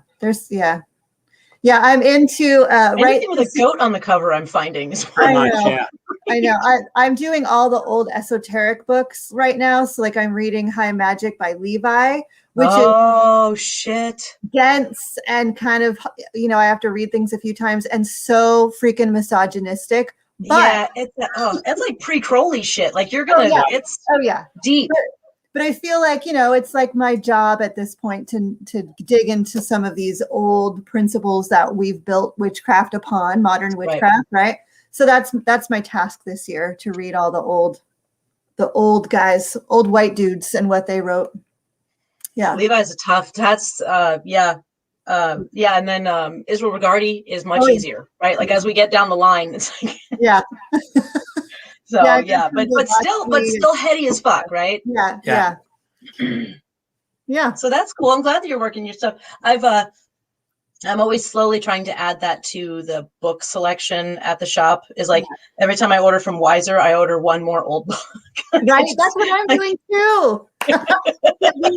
We have a shop as well, so I've become really snobby about the books that we sell, and I've been doing the same thing. Like I get, the titles that I know are going to be real popular, and then I get a couple of these weird old esoteric pieces that it's like you're adding to your collection, right? Like right. Oh, I have that. Oh, yeah, totally. Yeah. Book 4, totally have that. Of course I do. Yeah. That's right. Yeah, no, I'm with you on that. Yeah. So we're gonna delve into a whole other topic. Actually, let's talk about some stuff. I asked people to talk and then I ignored them. Let's see. And so I do want to mention Rin, who was on here before asking questions. She's leading our book club right now. We have a book club that meets. It's like right now. So far, it's been the last Sunday of the month. And if you want to get in on that, all you have to do. My jersey comes out. All you got to do is you got to just contact. Let somebody at WitchLab know that you want to join, or even just comment here, and I'm sure that Rin or Rachel or whoever's in the book club will send you a link to it. So right now they're reading Mortellis's "Do I Have to Wear Black?" Nice. Now the great book. It's a great book. So that's the book of the month. If you want to get in on that, I just wanted to put that little thing in there. And Evie says, I'm delighted we have similar reading habits. I loved Intuitive Witchcraft and Candle Magic, both amazing reads. Evie, you've read Candle Magic already? We haven't talked about this? We should talk about that. All right. That festival sounds so magical. Oh, I think they were talking about the one where you were doing the part of the spiral dance, maybe? Or the hoodoo. Or was it the... Yeah. Both of them. The hoodoo one, right? Yeah. That's the problem with going back, is that I'm like, what are you talking about? And Evie says, a note from an earlier topic, how would you go about working with others? It is something I would personally love, but I'm unsure if I have the social skills. Yeah. Stop. I've always been solitary because of circumstances, and so transitioning into group space where I have less confidence is a challenge. What do you think can help be a bridge for those like me? And this is a great question. We have lots of people, even though Evie, your social skills are absolutely amazing. You and I have hung out a million times. I do understand being scared, and I do understand being unsure and insecure. So what do you guys have to say? That's such a good question. So my first response is get a buddy. Like take someone with you to a public ritual or to an open coven gathering or something that it maybe even isn't into all this weird woo stuff, but will be your buddy and will be your ally and make you not feel so awkward, like a safety blanket. I am super introverted, so anytime I go into a new situation, I take a buddy that's going to help me. But also, not all groups are meant for us. So if you go to a group or a coven gathering or a public ritual and it's not your bag, don't think that no groups are your bag. It's just that it's not your vibe. There are so many groups out there, even folks who are, in more conservative areas or areas where you might not think there are witches. We're everywhere. So it just takes a little bit of patience and a little bit of risk taking on your part to put yourself into an uncomfortable social situation. But keep trying. You'll find the right group. It took me a really long time. I would rope in friends, or for a while when I was in the corporate world, I would rope in like my staff. It's like, we're doing a full moon gathering tonight. If any of you want to come, I would just rope people into things. And it wasn't for 20 years maybe that I found my little coven that just clicked and worked and fit together and has been consistently gathering. And even in that, I've had covens that come together and fell apart. It's just like relationships. Sometimes you have a marriage for 50 years and sometimes you don't, so take a buddy and try all different groups, because, the first group might not work. Yeah. Another good suggestion. So we have a magical shop, as Phoenix says, and You what is the name of your shop and where is it? It's called Milk and Honey, and it is in Sebastopol, which is in Northern California, about 60 miles north of San Francisco and Oakland. Okay. Yeah. And, you know, milk-honey milk-and-honey Yeah. .com. Yeah. Look up Gwion and Phoenix and you'll find it. You know how to use Google. Figure it out. You know, use them interwebs. You know. So normally pre-COVID and hopefully soon to be when it's safe to do so, if you have a magical shop in your area, one of the things that we do in our shop is we have book release parties, classes. And so that can be a really good place to go. You know, you end up sitting next to somebody, you get to meet the author or whoever's teaching the class. And sometimes if you go to a couple of those, you might see the 2 or 3 people that go to all of those. And you know, you can sort of get the vibe there. We've taught classes in our shop or had events in our shop, and covens have formed out of it. Not because of anything we've done. Just because people click. But because people found each other. Yeah. And this is super old school, but witchy shops usually have a bulletin board or a place where there are flyers or cards or whatever. And we have one of those. Right? We have the cards. We have the cards. We have the bulletin board. We have the cards. That's a place to find people, you know, take classes, engage. Yeah. So that's a good safe way to do it. Is go to a public spot and engage that way. Yeah. The magic shops in your area, they will have references for other people. Absolutely.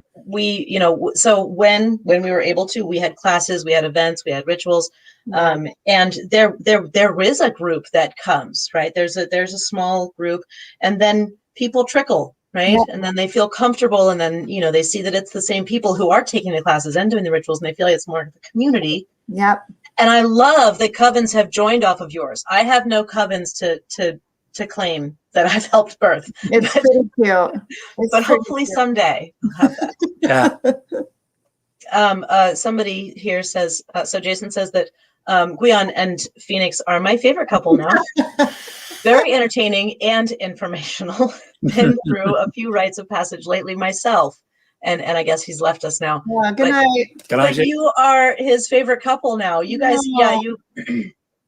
This has been amazing to get to talk to you guys. I love this. Thank you. We do have a couple's name, and it works both ways. Gweenix. Okay, go. What is it? Gweenix or Fion. Either will work. I like Gweenix just because I like things that end in X. Yeah. I like it because my name comes first in that. And I know, and I kind of that's why I had to make the excuse as to why I like it, because I wasn't trying to favor the one that ended. Yeah. Totally. Just to be clear, like my name is Gwion Raven, but most people refer to me as Mr. Phoenix. So we know who the high priestess is in the family. And I like that there's a clear order. Oh, absolutely. So Evie, taking a leap is how I ended up at WitchLab. Thanks for the feedback. So Evie is somebody who WitchLab had only been open for at that point just a few months. It was like when the brick and mortar opened, and my coworker wasn't there for the day, so it was really just me. And Evie wandered in. She was having a horrible day and felt that going to WitchLab, even though she'd never been, was the right thing to do that day. Nice. And her and I ended up sitting there for like 4 hours just talking about magic and stuff and blah, blah, blah, blah, blah. And I love that. You wander into your witch store, right? You never know. The amount of people who have shown up at WitchLab, they're the first time ever they've ever gone, and just been like, I woke up and today that something told me I had to come here. Yeah. And oftentimes then they start crying. Oh yeah. Yes, I'm familiar with this. Yeah. And that's okay, by the way. That's okay to do to your magic shop. We're ready. Up because we have tissues. Yeah. For this reason. Yeah, we know this is coming. Yeah. So there's it's good to have those beacons, right? That the people can go to, and if you're not sure where to go, where to start, there's and they're not all going to be great, but try them out. Bring a friend, go to the beacon, see how it works out. That's right. You know, Magical buffet, Yeah. right? Try a little bit of everything. Yeah. yeah. I don't know about where you guys are, but where we are in Columbus, we have a plethora of shops. We have a lot of really great shops. We have the Magical Druid here. They've been here for like forever. Like I've been in Columbus for 20 years and they've been here that long. Yeah. I love them. That was the shop I went to before I opened a shop. That's right. But you know, so we have a lot. God, so there's Mystic Sisters and Blessed Be. We have a couple that just opened, Holistic Charms. Nice. Brewing Intentions, Mystic Nirvana. These are all ones that have just opened in the past year. Wow. That's I just great. mentioned. Yeah, we have more too. Like I could just keep going off about the people that we have in town, and they're all slightly different, whatever you're looking for. You know, Right. Everybody's got their own flavor of witchcraft, of shop, of what's going to happen when you walk in. You know. Yeah, that's awesome. That's brilliant. Yeah. I love it. Do you guys have a lot of shops where you are? No, I'm sort of more spread out. Like we're in a little suburb, you know, so there's not much in that regard. There used to be a lot more in the 90s, because you know that's how long ago I was going to all the shops. But we're more spread out around the Bay Area. So within like an hour to 2 hour drive, there's so many. The Raven's Wing and Mystic Dream and Storm Fairy Wolf, Yeah. Devon Hunter. Yeah. Yeah. Their shop's just like an hour and a half away. Yeah. Yeah. I'll tell you one thing. Although they're all online now. They're online now, right? But one of the nice things when we started Milk and Honey, when we took over Milk and Honey, because it had been existing beforehand, we've changed it a fair bit. But talk about supporting community. We reached out to Storm and Chaz and Devon because we knew they'd owned a shop for years. We reached out to the then owners of Raven's Wing. It used to be called the Sacred Well, and another shop called Serpent's Kiss. And we chatted with the owners and we said, okay, you're witches, you're magic workers. What do we need to know about running a magical shop from a magical perspective? And what do we need to know about running a magical shop, you know, from a business, dollars and cents, keeping the doors open? And it was really brilliant. The great advice that we got from our peers and friends and colleagues. And a lot of support. Yeah. In turn, we've been able to give that same kind of support to other people as well. So yeah, communities within communities within communities. It's brilliant. I think it's so important for us to embrace the other shops. So Kelly Casey here says Neva Massey. Neva Massey is who just opened Holistic Charms. Her shop is probably about 15 minutes from mine. Nice. I went to visit her the other day with Tony Rotunda, who owns the Buckley Museum. Yeah. Yeah. And I stopped it. We just dive bombed Neva for the day. and so because I you know, when Neva started coming to my shop probably about 2 years ago, right? And she was a customer, but her and I hit it off and we just started talking about stuff and practice and whatever. And she just kept saying, this is my dream. I want to do this. And I'm like, dude, do this. Like, do this. Like, wherever it is you want to be in town, do this, because the more of us there are, the better. That's right. When I went to look at my building that WitchLab is in now, it is 2 blocks from a shop that is owned by somebody who I've known for a long time. When she opened her shop, I was selling my oils out of her shop. Nice. And so when I looked at the building, before I signed anything, I looked at the building, and then I immediately went the 2 blocks and went to talk to her, which is Spirit of Tiferet, by the way, on Broad and Princeton, right, in Franklinton, just west of downtown Columbus. If you're coming to WitchLab, you should stop at Spirit of Tiferet. Also, they are different shops, but they're both witchy shops within 2 blocks of each other. Yeah. Don't not go to both. But so that was my first step was to go talk to Yafa and be like, hey, I think I'm moving into your neighborhood. And she was like, yes. Yeah, that's great. You know, and her and Oric, her husband, have been nothing but welcoming, and they've been excited because since we've been there, their business is up. That's so right. Like, I think that community is where it's at. I think with everything, with witchcraft, with the shops in witchcraft, with whatever you want to be a part of. Yeah. Gene said magic stores are a beacon in the community. And, that was one of Phoenix's goals. Not only did we want to have, a thriving business, but Phoenix wanted to have a place that was a place where, that 14-year-old or, person that just thinks something is different about them. They don't know quite what it is. They think it might be witchcraft. They had some weird vision or, they're the black sheep in the family, whatever it is. They can come into our shop and feel safe and feel seen and feel heard in our shop.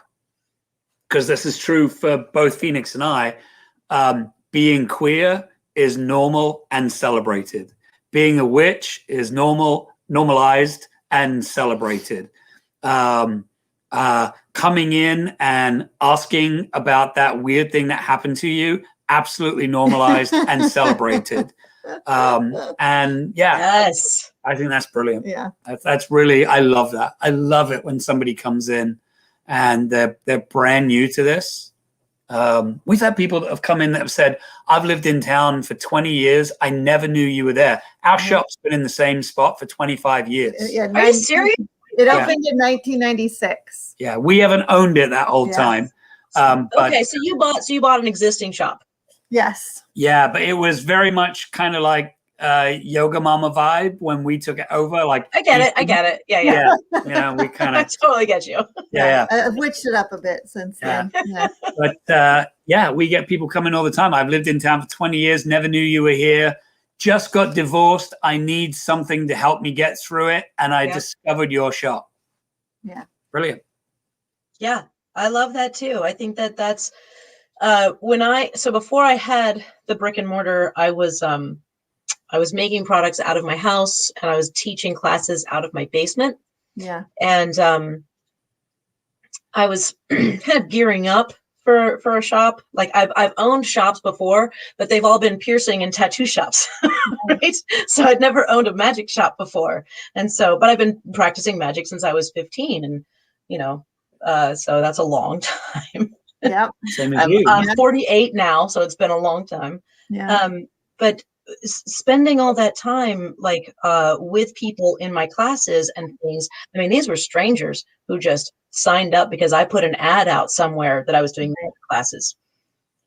And the feedback that came from them, the feedback that came from the people who are reaching out to whatever unknown witchy thing they found made me want to go further, made me want more, made me want to help more people. I mean, I had people change their entire lives because of something I said in a class about living your true self.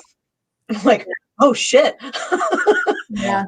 Okay, I can do this. I can, Yeah. just little by little helping people. So I love that you guys look at your shop as a helping place too, because that's how WitchLab is too. Like if you come in and if you're like, I'm new to this, my first question is, what do you want to learn about? Yeah. What attracted you here? Where we go? Where in the store are we going first? Right. Right. I love it. Any of it.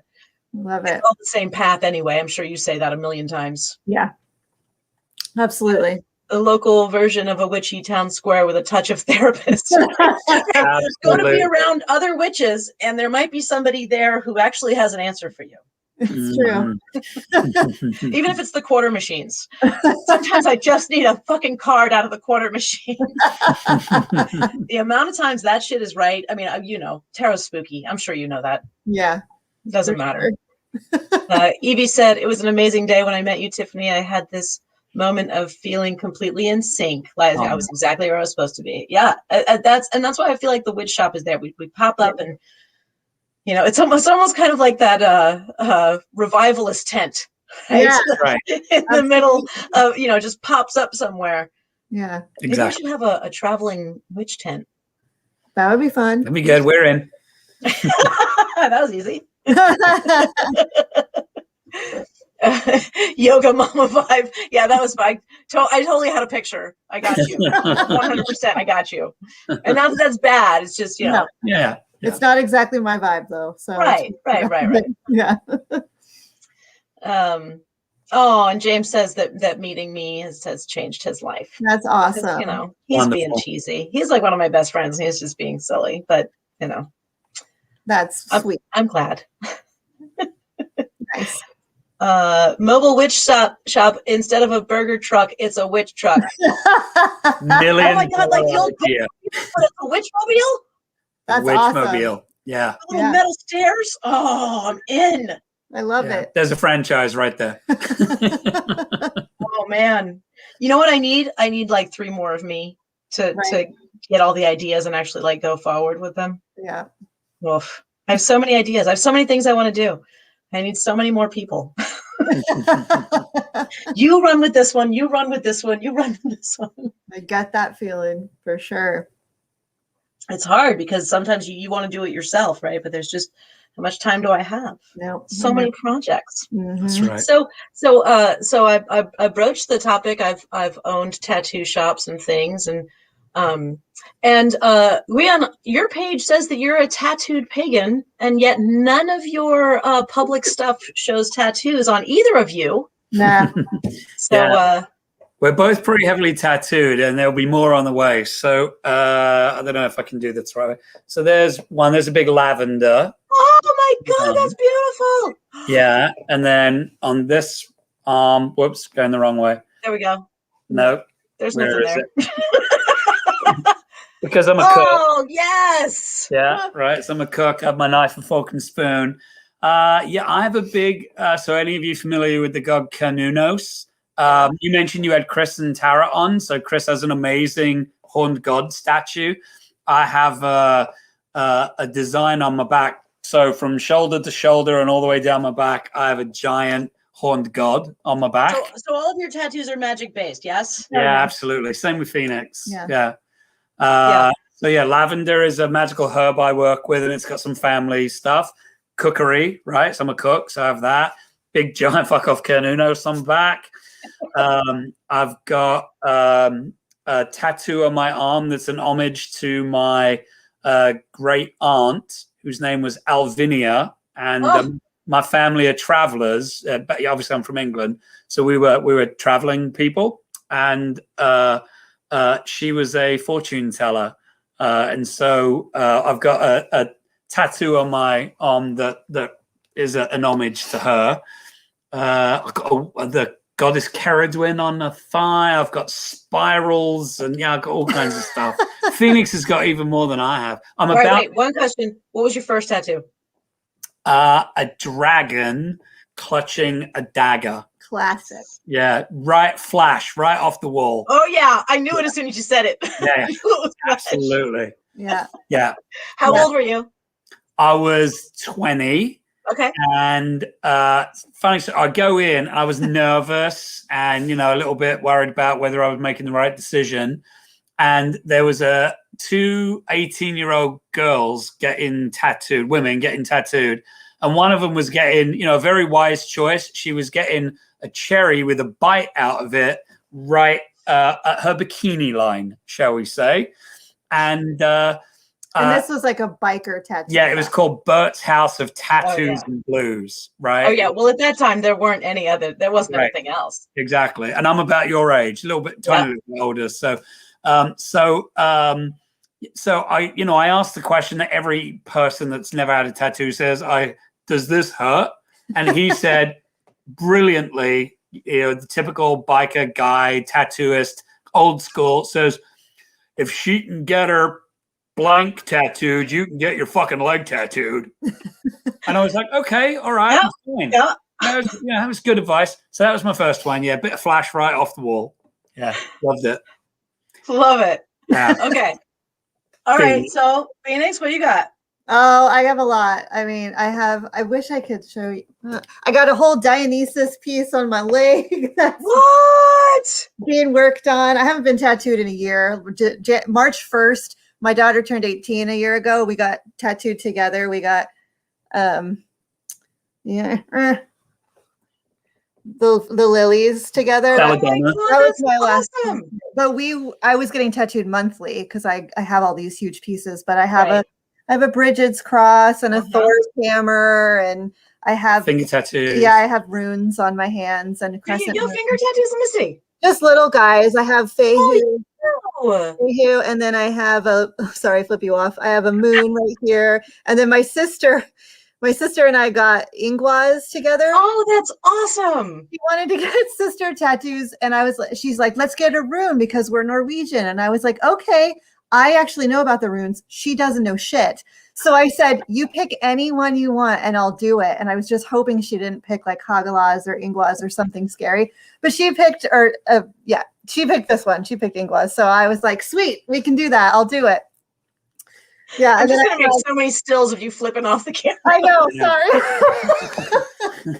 But I have 5 deities that I work with on a daily basis, and they all have devotional tattoos. So Thor, Brigid, Baba Yaga, Morgan Le Fay, and Dionysus. They all have their own devotional tattoos. And then I have a Hamsa hand below my boobs. I have you have the entire all 9 realms. Yeah, I wonder. Yeah. I don't know if people can see it. What?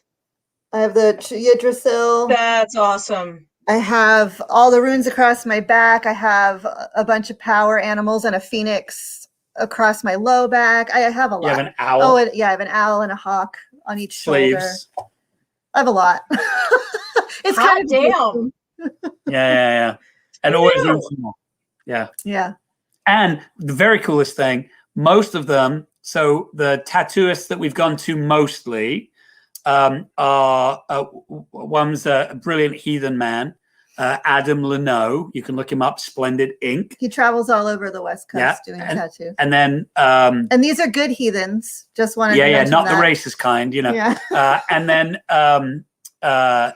Jen at Valkyrie Tattoo in Pengrove. She's the owner. Great name. Yeah. And so she's also a witch, so she's fully gets all of my weirdness. We've done rituals in sacred space to tattoo my devotional tattoos, and my back piece. I love that you got to get them in ritual space.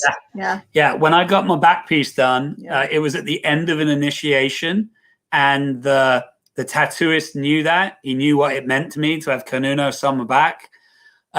It was 5.5 hours straight, one-time sitting, no breaks, no nothing, thumping, pounding, wild music. I was off in a completely altered state. He did magic beforehand. There may have been shots of whiskey or rum. Mead. Yeah, mead. There you go. Yeah. I don't usually drink before a tattoo like that, but it was perfect because we were toasting the gods. I wouldn't let most tattooers have a shot before they tattooed me, but this was brilliant. And all the phoenixes. All 3 of our kids got tattooed on their 18th birthday, all in sacred space. That's beautiful. Tattoo artist. Yeah. So I highly recommend it. Oh, you know this, but any tattoo is a great rite of passage. Yeah. But if you can find a great tattooist that really knows the subject matter, or is a witch or pagan or what have you, man, it adds even more. I mean, there's something so magical about tattooing, right? What a relationship, between the artist and the subject. It's amazing, right? It is. It's spiritual when you go through it, just because it is an intensely, in the way that rites of passage being something painful, right? So many of them are, right? This is one of those rougher ones. Yes, it is. Can be. Yeah. My daughter's first tattoo, the one that moved out, made me cry. Her first tattoo, what a fucking champ! From neck to ass, 9 phases of the moon straight down her spine. Holy! Sat like a champ. Brilliant. I was there. I was like, what was really weird for me as well, she was going through this. There was a few moments of pain and tears, and she's holding my hand and, squeeze it. And what was weird is it was completely reminding me of when her mother gave birth. Right. And it was the same kind of vibes. That was very, very bizarre. Big full circle. But I've been here before. Yeah. You were there. Yeah. It was her first tattoo. It certainly hasn't been her last. Yeah. She's got a lot too, which is brilliant. Yeah, my daughter turned 18 and didn't look back.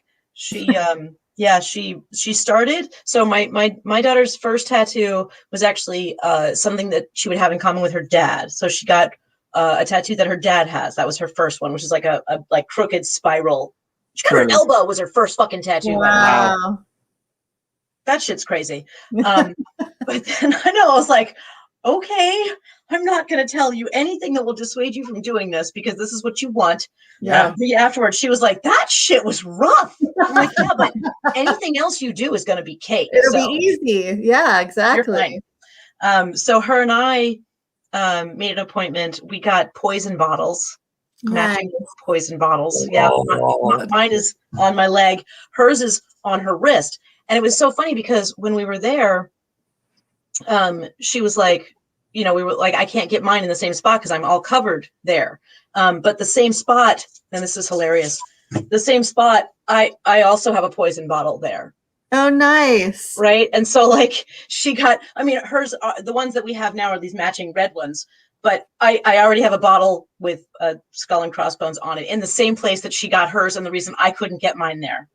And we didn't realize it until afterwards when someone was like, "Why couldn't you get yours there?" And I'm like, "Because I have another one there." Nice. Yeah, we're both running out of real estate. Yeah. What's that? We're both running out of real estate. Same. Yeah. No, I'm just like, well, where am I going to get this small thing? Like, yeah. Yeah, because I have sleeves and my back is all done and everything, and so it's like, but I also don't get tattooed anymore. Yeah, I don't know. Yeah. Were you partnered with a tattooer, or did you tattoo? Huh? Were you together with a tattooer, or did you? I was a piercer for 15 years, and so I owned a piercing shop, and then I quit that when my third child was born, and then my husband started tattooing, and so then we opened up a shop for him. Nice. Yeah, it was awesome. Like, it was wonderful. But then we broke up and whatever, and so I used the money to open a witch store. Good luck. No, it's awesome. Yeah, like I love it. Actually, I like the witch store way better than the tattoo shop. Tattoo shops are wonderful, but it's way more relaxing when someone's not in pain all the time in the shop. Yeah. Mm-hmm. Yeah, for sure. Not all the time, right? Different kind of pain. Sometimes there's tears, but there's not that constant wah thing either. Yeah. Yeah.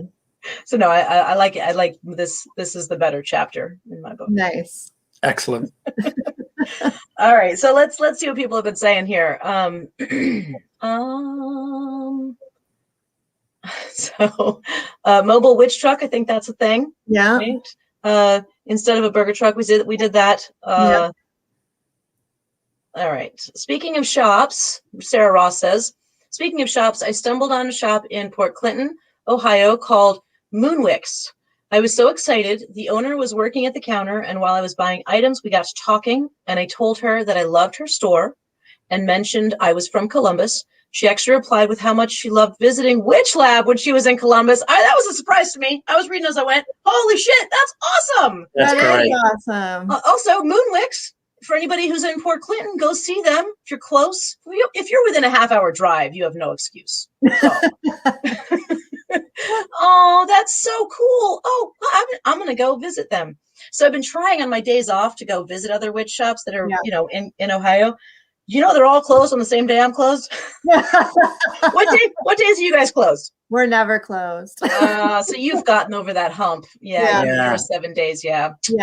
I'll get there eventually. Yeah. But right now, like when I go to visit other shops, it's like if they're closed Mondays and Tuesdays, right.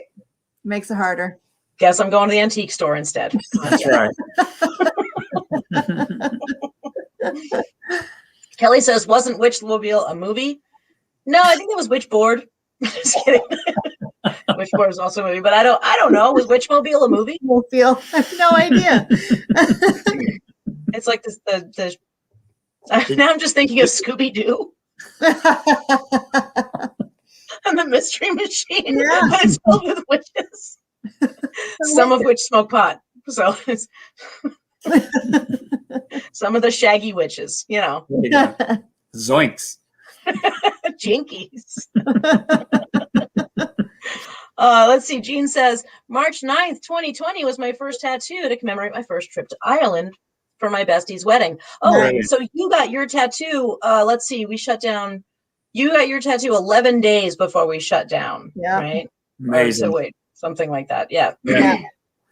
Yeah, because that was it. Like March this time last year, we Yep. were all living free. Like there was nothing happening. Yep. Yeah. We There was called that the that time before. flu that was going around. Yeah, that you can just ignore that. That's Right. going to be no big deal. Yeah. Turns out we were not. That's not true. That was not right. It's not right. It's not right. It's not how it went at all. Oh God. Let's see. Rin says 5 on a daily basis. What's Rin talking about? Now it's the part of the show where we start to figure out what we were talking about when Rin said that. I think that's my 5 deities that I work with on a daily basis. Oh my God! Right. Okay, Rin. Thanks for bringing that Yeah. up. You work with 5 deities on a daily basis, including Baba Yaga. Yes, including. Wow. Yeah. How much time do you spend for devotion? It depends on the day. I feel like if I at least make Sure, an of course. offering or, light a piece of incense, that might be all they get that day. It depends on what my personal shit is and what I need to focus on and what's going on. They might get more attention or a longer communion. Sometimes like Bridget's been around probably longer than I even realized, but like before I knew I was a witch, Bridget was around. So sometimes I don't even do anything with Bridget. She's got her altar. Every time I walk past it, it's just right there. That's why I'm looking that way. But it's just sometimes when they've been with you for so long, they're part of you. It's almost like, yeah, I don't know. It's kind of like honoring your mother every single day, really. Yeah. Like, right. Well, funnily enough, although maybe at home Phoenix doesn't always do something with Bridget, in our shop, Bridget is one of the patronesses of our shop. And so we have an altar in the shop, like a candle and a well that gets lit every single day. So even if we don't do something here at home, it's happening. It's happening at the shop. So at least every day there's a candle that burns for 7 or 8 hours every day for Bridget. That makes sense. I get that. That's a beautiful way to do it. We have we have an altar for Santa Muerte. And every day she gets incense. And often days she gets money on a regular basis. I mean, it's really just me. I start because I give her money, right? But the employees were like, "What's this?" And I'm like, "Oh, that's where and so they're just like, yeah.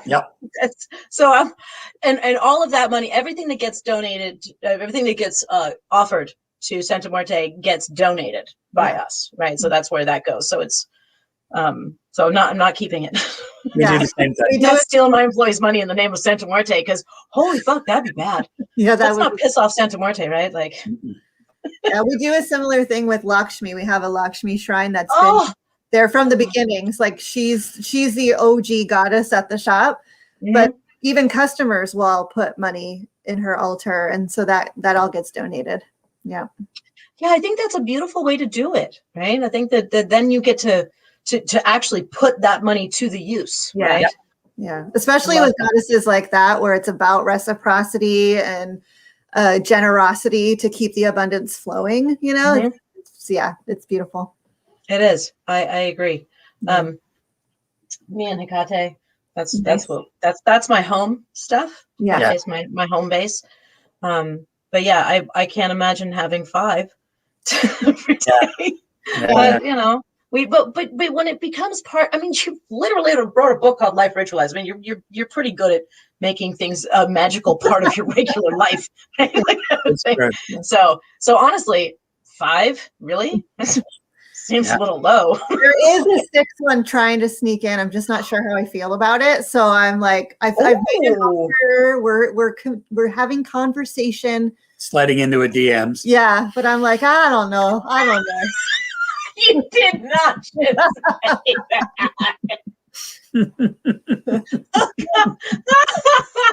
Okay, well, I'm not going to ask who it is because I feel like that would put a lot of pressure on you to then accept or not accept. I don't know, but that's interesting. I'll tell you, it's Persephone. Some weird ass shit's been going on, and it all points back to Persephone. So I don't know. It's a whole long story, but pomegranates being left on your doorstep, like in Jitterbug perfume. Like it's not beets, it's pomegranates now. Yeah, right? Yeah, exactly. Yeah, we'll see. And the Dionysus devotionals are really easy. You just drink wine. Oh, right? Yeah. Yeah. There you go. Welcome, Dionysus. On it. Yeah. Well done. Although we do have a big altar for Dionysus. That's fun. Yeah. And every time That is fun. every time I cook, Dionysus is invoked. And that makes sense. It's the celebration. It's the indulgence. It's the, the coming together, right? Yeah. Yes. Absolutely. Yes. And alcohol's always invited. Well, in my book, but yeah, it just helps, But yeah, I love that. I have okay. So now that I'm thinking about it, because I hadn't really thought about it before, I have a pan situation outside. Yeah. Pan stays outside though. We have a pan situation outside. We Do do. you? We do. Yeah. Because that situation should stay outside. It's true. Yeah. Yeah. Oh, that's lovely. That's wonderful. The things we learn, not only about each other but about ourselves. Like the only pan allowed in our house is either a saucepan, a frying pan, or Jason Mankey. Those are the only 3 pans allowed. Oh, so good. Pan Mankey. Pan Mankey. Mr. Pan Mankey. That's right. So terrible. Yeah, I love a good pun. I'm good with it. Dionysus has had quite a few more followers this past year, says Christy Faust. Yeah, very true. No kidding. Right? Yeah. We're all kind of turning to, we could use some comforting and some jolly good times, friend. That's right. Well, and it's also like even though shit's been hard and our lives have been upturned, there's still so much fun and joy and beauty in the world. And he is a deity that can just show you that. Like, yes, come with me. This is beautiful. Come with me. This is fun. Yeah. So, This is fun. This is what I love about him. That's my thing right there. Yeah. Adventure. Yeah. Absolutely. Yeah. I'm all about that. I do. What's funny is that I actually try to it's not like a conscious thing, but I don't ever look directly at Dionysus. Oh right? yeah. Bacchus. I don't look directly at, because That's wise. Yeah. because what? That's wise. That's wise. That's why, because I will get sucked in. Yeah. Because it is a siren call for me. Oh yeah. Oh, you got a party to go to? Oh yeah. I'm coming. Here we go. Like I'm always ready for that. And it's almost a trouble thing. Like if I were to actually have an altar to that deity, that's it's a problem. Yeah. So yeah, absolutely. He's like, you think Dionysus, you whisper it, and he's all, hey, what's up? I know, right? I can't look at him when he says, hey, what's up? I won't look that way, because Yeah. then I'll be like, okay. Yeah. on another night, maybe over cocktails, Phoenix should tell you a story about she and Dionysus in Australia. Yeah, some other night. You mean like not on a live show? Right. Are you guys going to HexFest? No, we're not. Are you going to anything that's coming up that you know of? Because there's possibly Mystic South. Right? Everything's so up in the air right now. I know. Yeah. Still, right? Yeah. I mean, so California Witch Camp is happening online this year, and I'm one of the teachers of that. Okay, wait, what's that called? California Witch Camp. Okay, plug that a little bit. How do people find out about that? If you go to californiawitchcamp.org, it's typically a week-long retreat of magic in the woods, and there's path work every day and ritual every night. So last year we sort of postponed it because, COVID. This year, the campsite where we usually have it is not having any in-person gatherings for the rest of the year. We're going to do it all online. So it is a beautiful grand experiment, but that is happening at the end of June. Okay. Yeah, so that's a thing. I hope that some in-person gatherings start happening as we get deeper into the year, but I don't know. If there are, we'll be there because we're so desperate for human contact, stuff to do and places to go. I know. Yeah. I see Tony Rotunda is on the line from the Buckler Museum. I was supposed to be doing a presentation. No, I did one online. It was so lovely. So lovely to see you on here, Tony. And so hopefully, again, when we can travel and do a few things, we'll go anywhere. We'll go anywhere. We love it. So we Yeah, so you'd come to Columbus and maybe, you know, teach a class or something. Oh yeah, We'd love to. Yeah. We do a thing here. Well, you know, we're trying to do it again. It's called the Dark Market. It's vendors and classes and entertainment and Nice. parties, and We're it's there. my event. I actually, you know, I design it, I run it, and so it's very you know, Yeah. us friendly. Nice. Oh, it sounds fun. Sounds great. Yeah, It's amazing. So next time we have it, you Yeah. two are now contractually obligated because you said yes on That's the right. show. That's right. I don't know if you read the 72-page contract that I sent you about this show, but anything that you say yes to. Wait a minute. Does that mean we have to buy a Witchmobile? Yeah. You guys are in for all kinds of shit now. It's late. All right, we should probably wrap this up. We've been talking for a while and it's getting late. You guys have been absolutely amazing. Let me just make sure we'd have everybody that we James Kindler says you should check out Modern Primitive in Utica, Ohio. Tiff Pruitt is awesome. She is. I know her personally. I like her. She's very spiritual. She's wonderful. Single mom, tattoo artist, amazing. Really sexy too. Just putting that out there. Like, yeah, Tiff Pruitt, Utica, an actual like practicing witch tattoo artist. Brilliant. Not that easy to come by. Let's see. Evie has to leave us, so she has to go to work.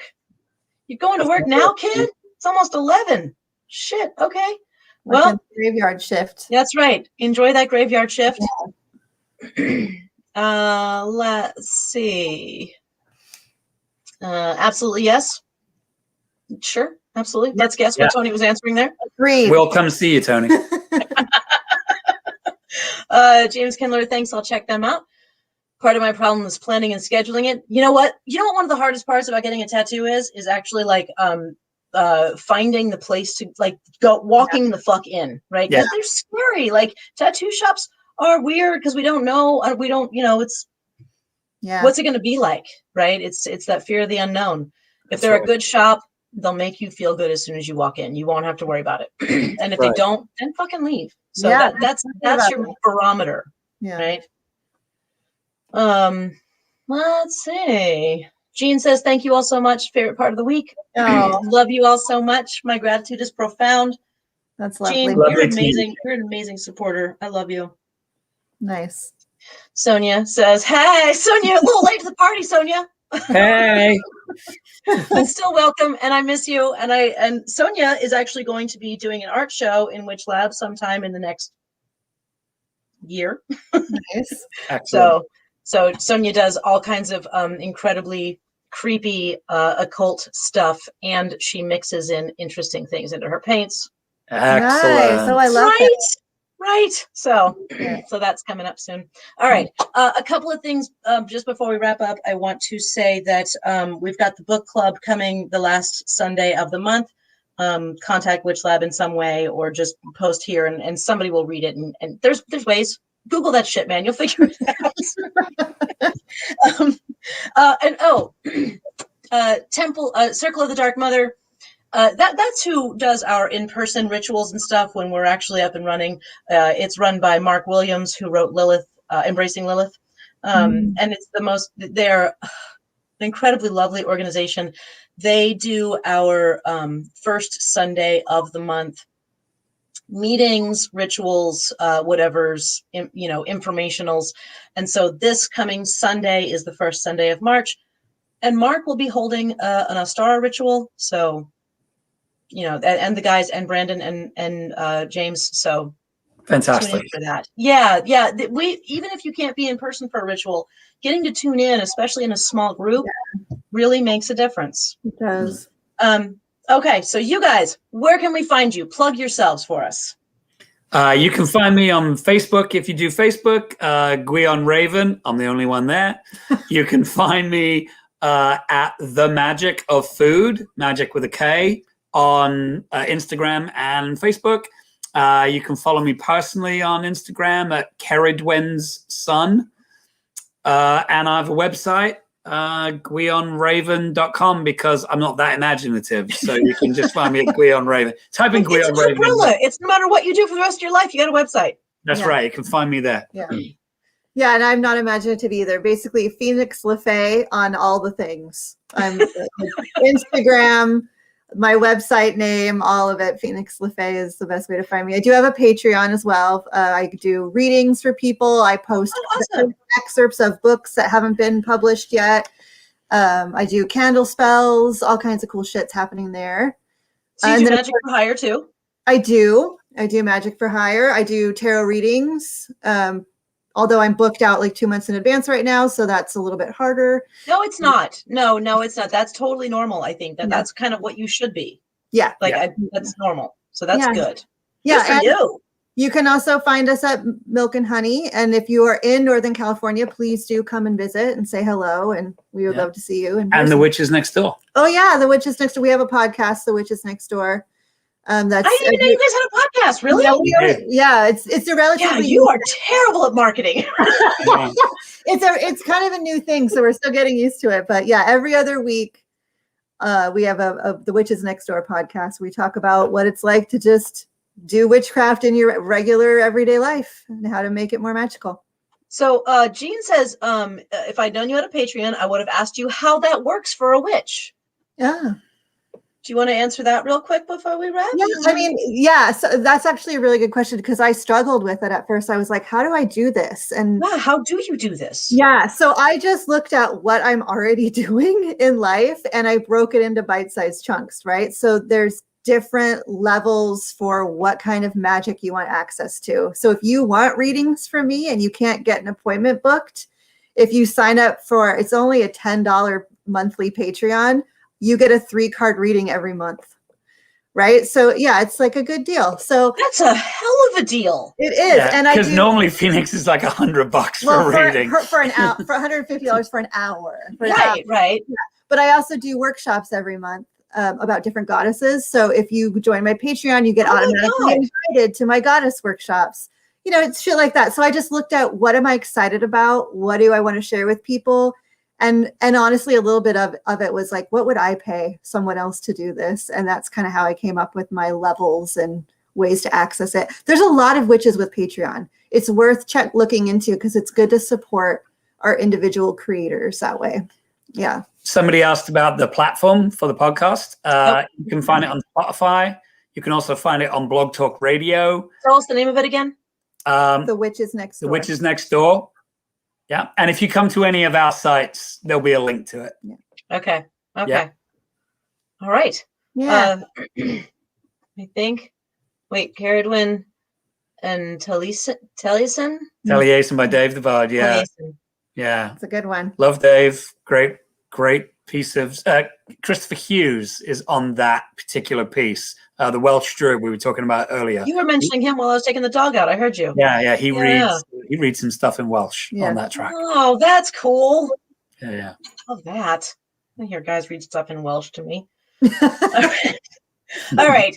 Thank you guys for coming. Gwion, Phoenix, you are amazing guests. I can't wait to see you in person and hang out for reals. Like I just keep picturing this huge table of people, of all the people that I've gotten to interview online and met online, and I want you all to be in one place. Yeah. Sounds great. I'll cook.